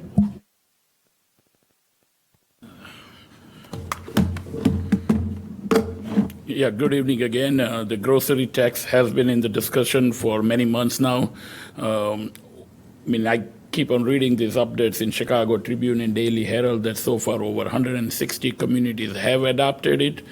Skokie, Chicago, they are on the fence. I think Skokie is going to do that, but still not kind of done. But yeah, most of the communities did because, it's hard to replace these. We have estimates of around $2.3 million loss of revenue if you don't replace it with any other, revenue. And so, we just want the discussion. As far as the deadline, again, yes, Department of Revenue has to have this signed ordinance by October 1st. Then only we can implement effective January 1 of 2026. So we have to keep in mind, Finance Budget Committee council members are here too, and I continue to bring it up in the last 6 months that, October 1st is the deadline if we want to go through the ordinance and adopt the local grocery tax. Are most communities at 1%? Yeah, basically they replace their revenue, I don't think you have a choice, right? It's 1%. It's you do the 1% or you don't. I don't think there's an option to do anything but 1%. Right, it is. Yeah. There's no much leeway. Even we got some kind of questions that, whether we can do it on certain products and exclude certain core, basic products. And the department says, nope, you do it or not, don't do it. Any discussion? No? So I just, from what I just said, that we're already in a deficit position because we're making the incremental pension contributions as much as people would like to, maybe not renew it. I just don't view that we're in any position not to continue to collect this revenue. The alternative would be implement some other tax. Would we want to raise property taxes to avoid this? There probably is not much appetite to do that either. So that would be my view. We just, if it weren't for the incremental and continued pension commitments. Okay, Councilmember Supperton? Sure. I appreciate Mr. Sharkey's concept of us becoming a regional grocery destination, but I think if you look at, and I don't even know what action we need to take as a committee here. There'll be a very full discussion at council about this, but if you look at how much of this money is coming from out of the city to Evanston and how many Evanston shoppers are going to other communities that have instituted the tax, I think it's pretty clear that there's no more equitable way to recover the $2.5 million. If the council wants to cut $2.5 million out of the budget, that's another discussion that I think is outside of our purview. But are we supposed to give direction to the council? What is the product that we're supposed to deliver? I mean, this was the discussion, so we don't want the Finance and Budget Committee to feel like that, okay, these items went to the council as we are under the time constraint. October 1st is that, so we need to have by September 1st. Well, maybe meeting. August will make a recommendation. Today's just So discussion. this is like the little beans Yeah, makeup call where everything comes to us now? Councilman Kelly? Yeah, so, I'm not sure. I think the landscape is changing, and the roundtable, I'm reading the article today about the SNAP cuts, threatening food assistance to students in Evanston, and I knew we do tax a lot in Evanston. We have the highest entertainment tax, the highest liquor tax. I could go on, and so I'm not sure. I think I do appreciate your comments, and I'm leaning now more towards working harder on cutting back on discretionary expenditures, on high consulting fees. So that's where I'm at this point. Thank you. Thank you. Councilman Davis, online? Yeah, I'm going to say my initial thoughts actually that I'm generally not in favor of regressive taxes, and I think that grocery taxes are perfect, usually a classic example of a regressive tax. Someone mentioned would I be willing to increase property taxes? Yeah, I mean, but what most concerns me after we've had our audit review is that, maybe we should stick to our budget, not make large one-time expenses without any type of, as I'm looking through when we were talking about the budget, if I had to choose between providing for our city to make sure that groceries were a little bit cheaper and balancing that against having a rec center, I think that when we talk about our priorities as a city, food should come first before, the rec center. And I'll point out that my child is the target age for that rec center, and I still think that I would choose food for our community over this purchase. So I somewhat agree with Councilmember Kelly in that I would really like for us to really examine our budget and maybe, I don't know how we get more serious about our purchasing and just these random expenses that we sometimes seem to purchase, whether it's some building that we're buying or something of that nature. But I guess what I would emphasize, and, if we have to put ourselves in the unpopular position of increasing property taxes in order to emphasize to ourselves, because otherwise what I think it is, if we talk about instituting a grocery tax or keeping the grocery tax in order to avoid paying property taxes, the real thing here is that we think that we can get away with kind of hiding taxing our residents, because the people who are going to our grocery stores are our residents. So I don't understand exactly how it's different to increase property taxes as opposed to keeping this grocery tax, except it's hidden and it hits you at the cash register, after you bought everything, because in the United States, as compared to other cities, we're not telling people up front how much things are. And so if anything, I think it's cleaner to just raise property taxes and be more forward about where we're getting our money from instead of something like this, because again, it's food, it's not discretionary. It's not like we're talking about the tax on marijuana or an alcohol tax. So that's just where I'm thinking, but I agree with the other with Councilmember Sufford in that we appreciate you bringing it by, and it's nice to give a recommendation and everything, but it's such a strict policy question. It's really just kind of a yes or no. There's not really much else to, I think, delve into. And that's it. Thank you. Thank you. Just want to mention one thing and emphasize a point that Councilmember Suffredin did make, and that is that about 50% of our sales at our grocery stores are from out-of-town residents. So whereas a property tax increase for the same amount would be more of a direct impact to businesses and residents than a grocery tax, since half of our residents half of our sales are from out of town, and I would guess many of our residents are shopping out of town as well. So it's just kind of this flow of traffic, and I'm not sure that a 1% tax necessarily, I'm not sure the data is there to support that folks would go to Skokie if there was no tax in Skokie, or cross the border into Chicago. I don't know if that data is there. I did want to mention, for the sake of conversation, Mike did share before the meeting a couple letters that were sent to us from folks who couldn't attend the meeting but wanted to participate in the discussion and share their thoughts. There was one from a individual in professor at Northwestern who sent an email, and she talked a little bit about the regressivity of the tax and the fact that folks who are on SNAP benefits, granted cuts to those benefits, but folks who do receive SNAP benefits don't pay the tax. So any groceries purchased through food stamps or other public aid assistance programs are not taxed. So it's not helping the most vulnerable. It's helping those who are just above that level, certainly. But important to note that, even our more astute residents, and they may shop and purchase more groceries and more higher dollar groceries at better grocery stores. Just important to understand the full spectrum of equity across the tax and how it impacts different segments of our population. And again, I just wanted to repeat what Councilmember Suffredin said about how much of our sales really do come from out-of-town residents. So, Thank you. Anyone else? We will continue the discussion. Oh, I think I'm the only council member who hasn't spoken yet. okay. So I understand both sides of the issue. I understand, I was going to bring up exactly what Mr. Black just brought up, the fact that this really, SNAP is not the issue, but as we see new tax cuts coming for the wealthy and tax increases coming on those people who are just above the benefit level, I think anything we can do to help them. I think there are things that we have in our budget that we should be looking at and figuring out if there are ways to find cuts. I mean, this is a big number, but it's not a huge number in our overall budget.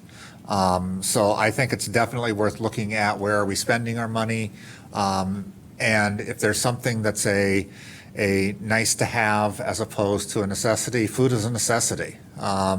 You can't live without it.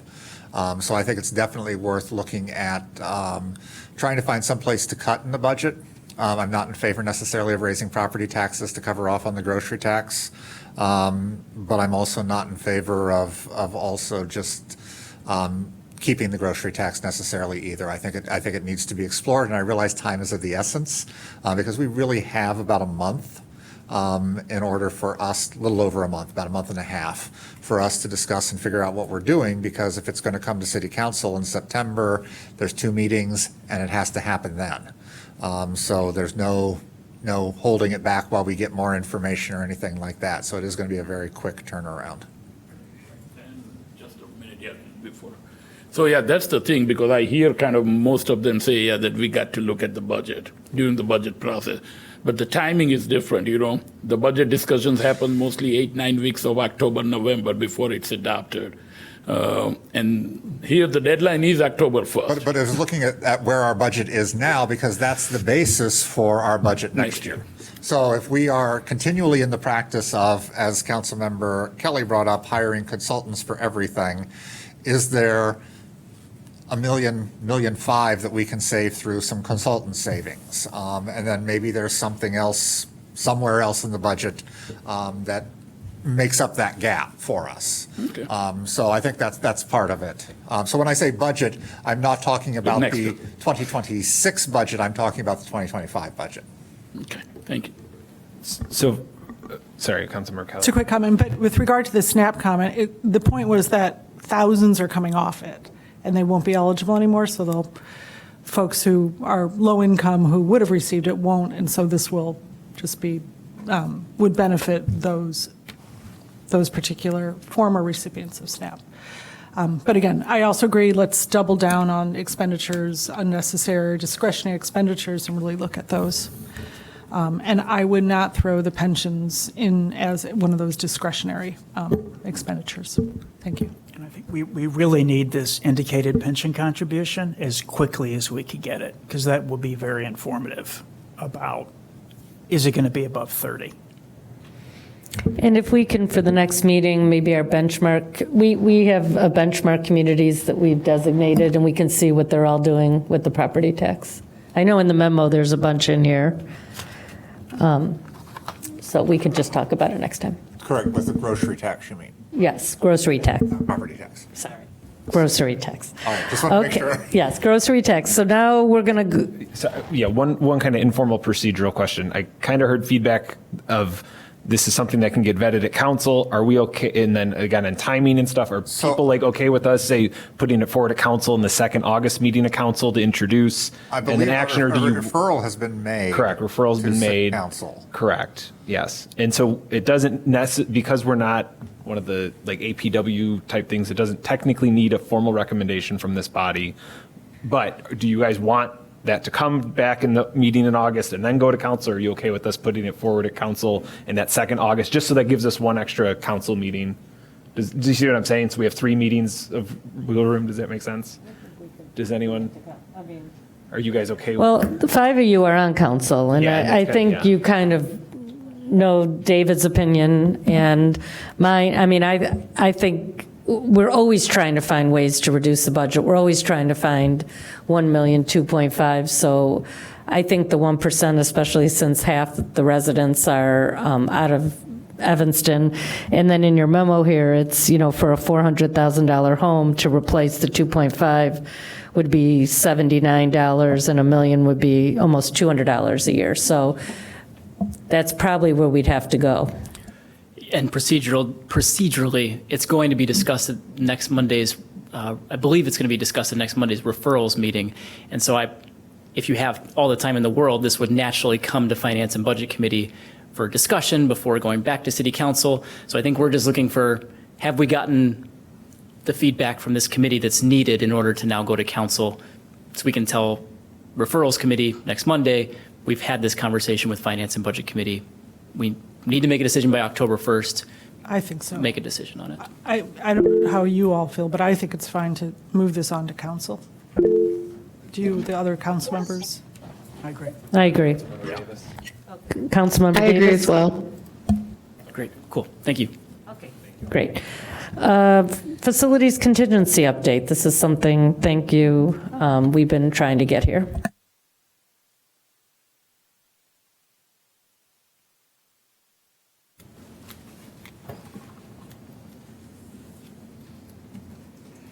Well, my name is Laura Biggs. I'm the city engineer. And in recent years, the Finance and Budget Committee approved policy where every item that is in excess of $500,000 that was budgeted should come to Finance and Budget Committee for comment and discussion. And so in our capital program, annually we budget $600,000 in a line item called Facilities Contingency. That line item provides the capacity to deal with a lot of issues that come up that may be unknown during the time of budgeting that need to be addressed promptly in our facilities group, and so of assets. So, for example, we had an issue this year with several doors at the service center that are overhead doors started to fail. We designated $70,000 of facilities contingency money to replace those overhead doors. At that point, it moved through a normal process where we got the information and the cost to replace it. We took it to council. There are a number of items like that that are lumped together in facilities contingency. But this year, we find ourselves in a situation where we have a number of outstanding projects that are going on that need to be addressed promptly. And we will exceed facilities contingency by an estimated $1 million and some dollars. So for that reason, I wanted to bring it forward. I don't have a specific presentation. If you want, I can talk through the different projects, but I did want to make the the committee aware that this was going on, and barring any additional information, and the funding source, unless designated out of the cash balance of the general fund, essentially would be an increase in our general obligation bond issue for 2025 projects that would cover these costs. Can you hit some of the larger items? Certainly. So probably the single biggest item is actually not one that was unknown. The chiller replacement for the police fire headquarters building. Now, we've discussed the need to replace this building. We are looking at options. That is an active conversation that's kind of going on behind the scenes to determine if we would like to acquire a building or rebuild the police fire headquarters on the existing site. And so we're sort of waiting for that conversation to come to a terminus sometime this year, hopefully, and then we can pull a trigger. But depending on what happens, it's 3 to 5 years until we're done with the police fire headquarters building. However, the cooling is provided by a system of chillers and condensers that there are 2 of them, and they're basically at the end of their useful life. One of them experienced a near catastrophic failure last summer that was really challenging to repair, as the parts are not regularly commercially available, so they were sort of scrounged from people who were decommissioning other units. And so for that reason, we had actually budgeted to replace these chillers in 2026. Over the last several months, as we approached cooling season and we had some inspections to determine what it was going to take to start up the chiller, we're like, we can't delay this anymore. We need to do it in 2026. But we reached out to the manufacturer and started looking at how that actually gets done. And the lead time for HVAC equipment is 6 to 8 months. If we're going to have this working by summer 2026, we need to probably sign a contract with somebody this year, most likely this summer. Not all the money would be due up front. Some money up front, some money upon installation completion. But that would be an example of, we even intended to budget for next year, but we don't think that we can wait that long to get the project started. We have 2 issues going on Fire Station 3. One section of the apparatus bay floor has a basement underneath it, so a lot of it's a concrete slab on grade, but some of it is not. And through cracks in the concrete, water leaking through has caused these cracks to open up. And then when we look in the basement, the structural steel has been compromised through corrosion from the water leaking through. This is not directly under where we're parking fire trucks, but it's not great. And so we need to deal with this fairly promptly.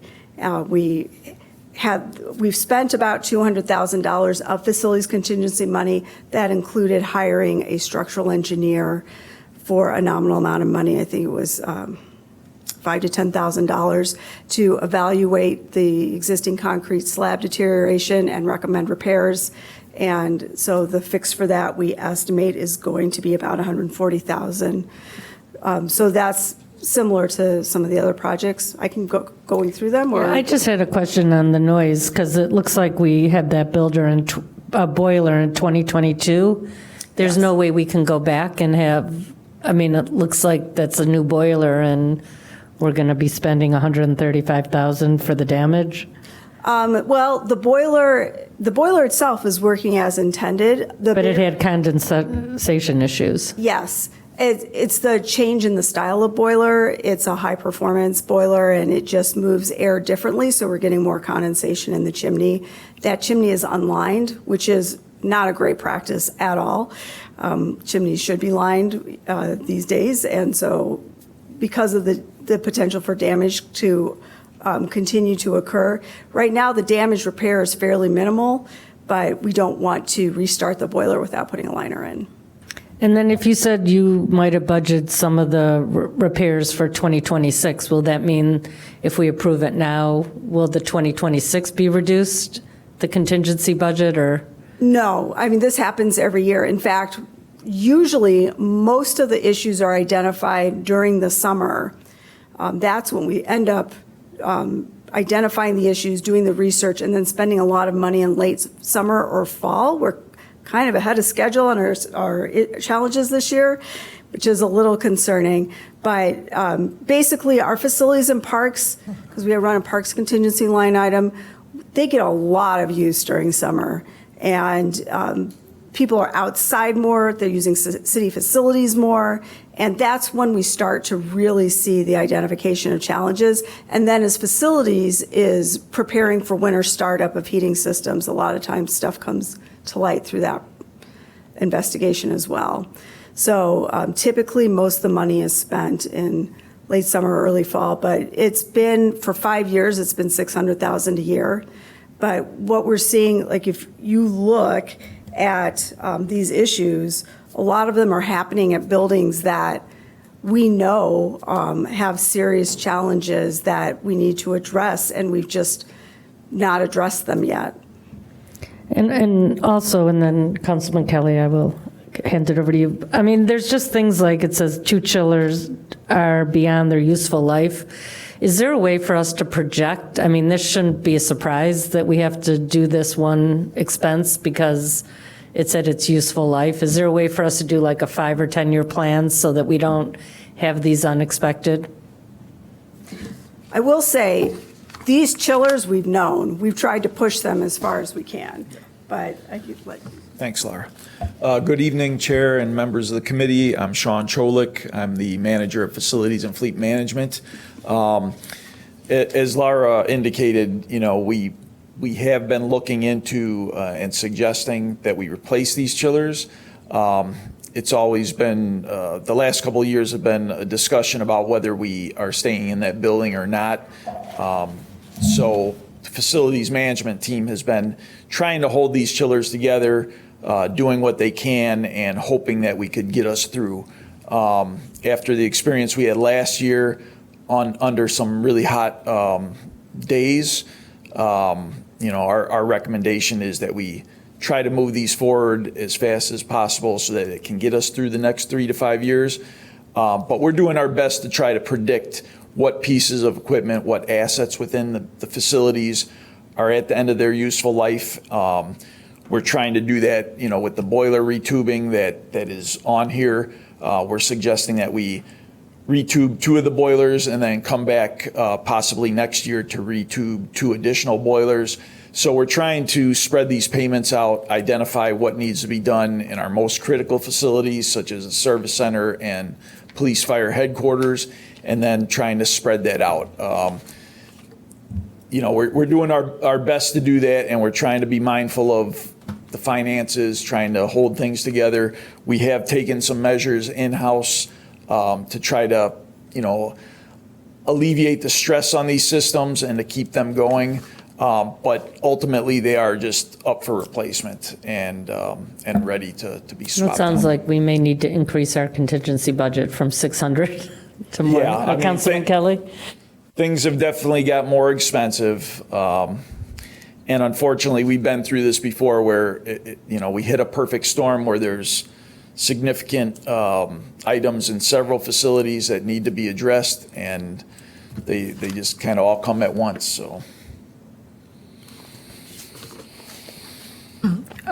Yes, I'd also concur that it would be, I've been asking for it for several years, but maybe we can take a vote to direct staff, but to get a 5 to 10 year plan on all of our facilities, our infrastructure, on major upgrades, and it won't be exact, but within 2 year, from 5 to 10 years, so that we have an idea of what's funded, what's unfunded, what we're going to have to, you know, bond out for. And I think, so I don't know what we need in order to make that happen. If it would be helpful if we like sort of voted to direct staff to do that. It's been a conversation for a couple of years now. Yes, it has. And we've had a number of challenges over the years, as you know. We have recently been sitting down with our staff. We've got a new CMMS system in place to try to document exactly when certain assets are up for renewal, when they're not renewal, but up for replacement.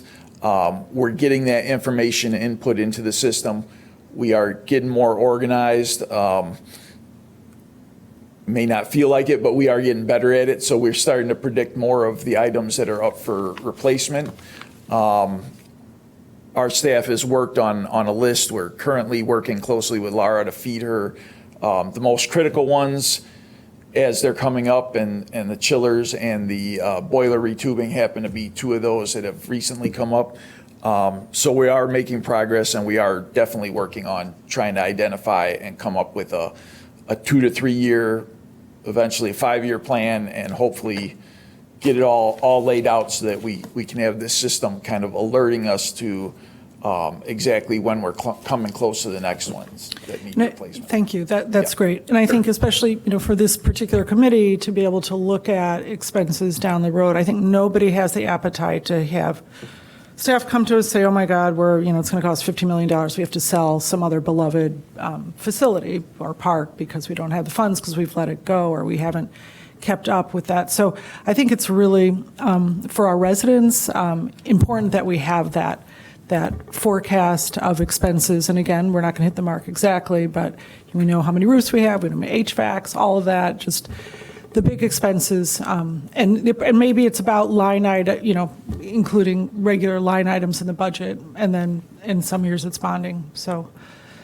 I would ask that we get that. I don't know, but I do feel like it's really important. So whether it's a referral or we have to vote here to direct staff, I welcome anybody's thoughts on that. But I think we're directing you Yeah. now, so. And just one quick comment. I think this is also a symptom of we have a footprint we can't maintain, and we have to be willing to make the tough decisions that our physical plant has grown beyond our ability to efficiently maintain it. And what new stuff comes up, and it's always sounds like a good idea, but it adds to our burden. And how do we really go through a process of identifying buildings that maybe are nice to haves, but not absolutely essential, or are in such a state of disrepair, they're going to continue to, like the Civic Center, make some really tough decisions. But it seems to me one of our biggest problems is our footprint has grown beyond what we can efficiently maintain and anticipate the needs for. And that's going to be a lot of tough decisions, but it's a conversation we need to have. Councilman Rogers? Yeah, I think I would like to reiterate kind of what Councilmember Kelly had mentioned about we really need to forecast this stuff out, because that helps us budget and it helps us explain to people, the residents, why our budgets are what our budgets are. It's much easier, I think, to make the argument to people, we need to plan ahead, and it's going to cost us less money that way than an emergency situation arising where it costs us a lot more. The other question that I have, and I don't know if it's a question or a request or something, in looking at the spaces that are identified here, our entire budget almost is going to police and fire headquarters, because that's $560,000 out of the $600,000.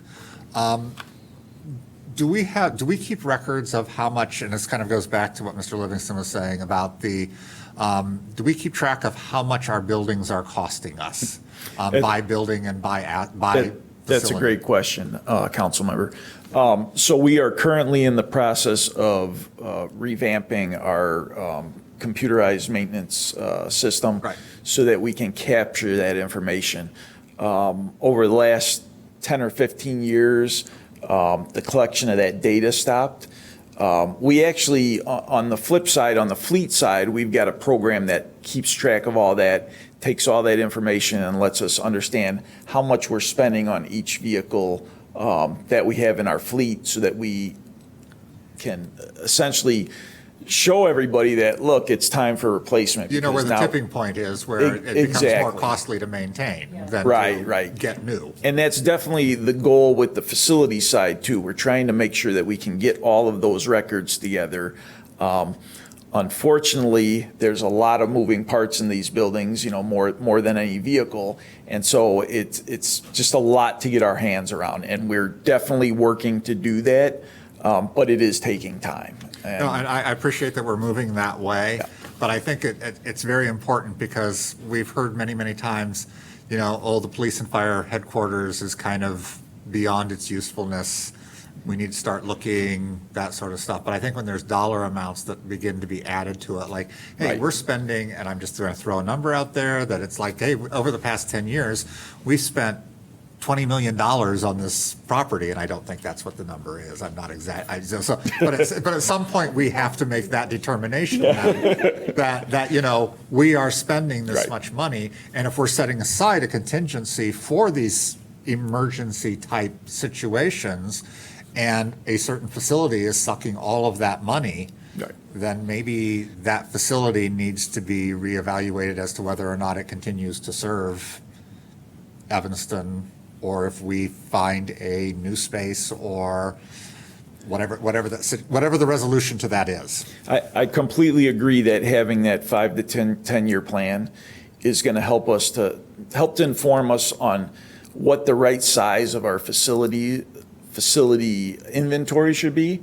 But I think it's also that looking forward the 5 to 10, but also looking back the 5 to 10. Yeah. So you And the actually annual have expenses. A 20-year roughly range where hey, in the past, we've seen an escalation in how much this building is costing us. Moving forward, is it going to continue to increase where every year it's costing us, an extra $500,000? Sure. Moving forward. And I do think that it's necessary for all of us to get that sticker shock, right? It's, if we know exactly how much we need to spend on replacements in the future, it's going to open our eyes up and say, oh, Right. we've got more than we can chew. Right. Okay, we're going to get to the next item, but we'd rather know, and if we have to go from 600 to 800 to 900, it's better to put it in the budget than to have to come and get approvals on excess amounts. So We'll continue working on that. thank you very much. Thank you. Last item, Councilman Kelly, do you want to kind of go over your rationale for the subcommittee of HB? Yeah, I think that was where we kind of landed last time, but we didn't take a vote. I didn't know if we needed to, but I think maybe rather than a subcommittee, maybe a task force might be more appropriate, then we wouldn't have to lean on staff. And I thought, I think if it was a couple of members from Finance and Budget, and Periel, you serve on HCDC? Councilmember Davis dropped off the call Oh, a few minutes okay. ago. Sorry. Yeah. Though I believe. Okay, because I thought it would be good to incorporate somebody, and since maybe if Periel were willing, Councilmember Davis to serve on the task force, that would be helpful as a voice from the Housing Committee. So I would advocate that we have a committee to look at this, because these are such enormous tax breaks, property tax breaks for us coming down the pike. I think we should look at this and really assess it and understand its impact on our city. I know from conversations that there was not a lot of research into this when this was passed, and I know even legislators weren't aware of quite of what was passed with this bill that grants enormous property tax breaks to developers who provide either 15 or 20% affordable housing. So again, I'm all about affordable housing, but I'm just not, I think we should really look into it to see whether we'd be better off getting 10% affordable housing and taking a percentage of the taxes that we would get to invest in permanent affordable housing. Currently, the program that these enormous tax breaks will fund is for affordable housing that will sunset. And I think many of our residents would like to see us, rather than giving developers huge breaks for affordable housing that will sunset, investing in permanent affordable housing and in circuit breaker programs to help our current residents who live here who are struggling have that funds. I'm just putting that out there. I'm not saying we should do it that way, but I think it absolutely merits a good deep tissue look at what's coming up with the various developments that are on the horizon. We're talking tens and tens of millions of dollars. And it's front-loaded, and these years are going to be hard with the current administration that we have at the federal government. We're going to be losing, grant money and everything else. And again, these tax breaks are front-ended.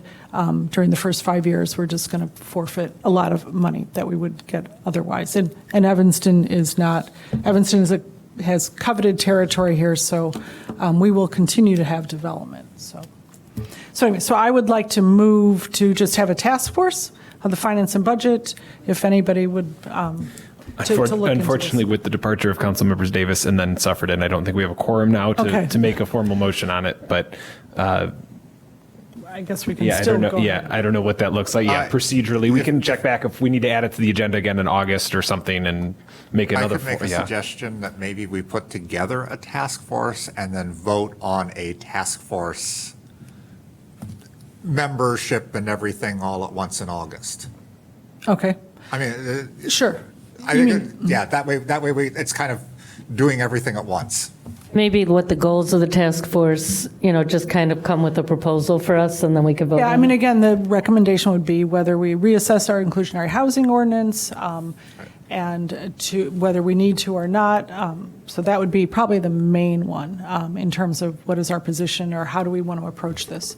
But we certainly shouldn't just, we should take pause and reflect and make a decision on this. Well, can you work with Councilman Davis to maybe come up with an outline? Yeah. Or Councilman Rogers, whoever? Sure. And then come back in August. How's that sound? That sounds fine. Okay. Okay. And, sorry. Can we do need to make the August meeting, Hitesh, so. Yeah, so Do you guys have what a works date? for staff was Tuesday, August 22nd, so that would be after the second meeting, I think it's, or 26th, August 26th, yep. That was what worked for staff. Namely, we know we wanted Ms. Biggs to come back and talk about CIP stuff, and so that was kind of driven around a lot of some of her scheduling needs. Is that okay with everyone? It also avoids the council holiday in the first 2 weeks of August. Right. That's Okay, the I key may piece. be out of town, but you guys can function. Okay. Oh, I'm sorry, what's the date? Tuesday, August 26th. And can you put it on the website? Because Yeah, I we'll- went to look. So that is, just so we know, for council members, that's the day after our council meeting, our only council meeting in August. Right. So, And I think that maybe we did it because so people can go away. The and- break in the beginning of Yeah. August, right. Okay. Okay. Tuesday, the 26th. Great. And we will be bringing the actuarial report, hopefully for the pensions, CIP, and then we've got a couple referrals that we will bring to the next meeting. So thank you all for your patience. Good meeting and have a good week. Thanks, everybody. We are adjourned.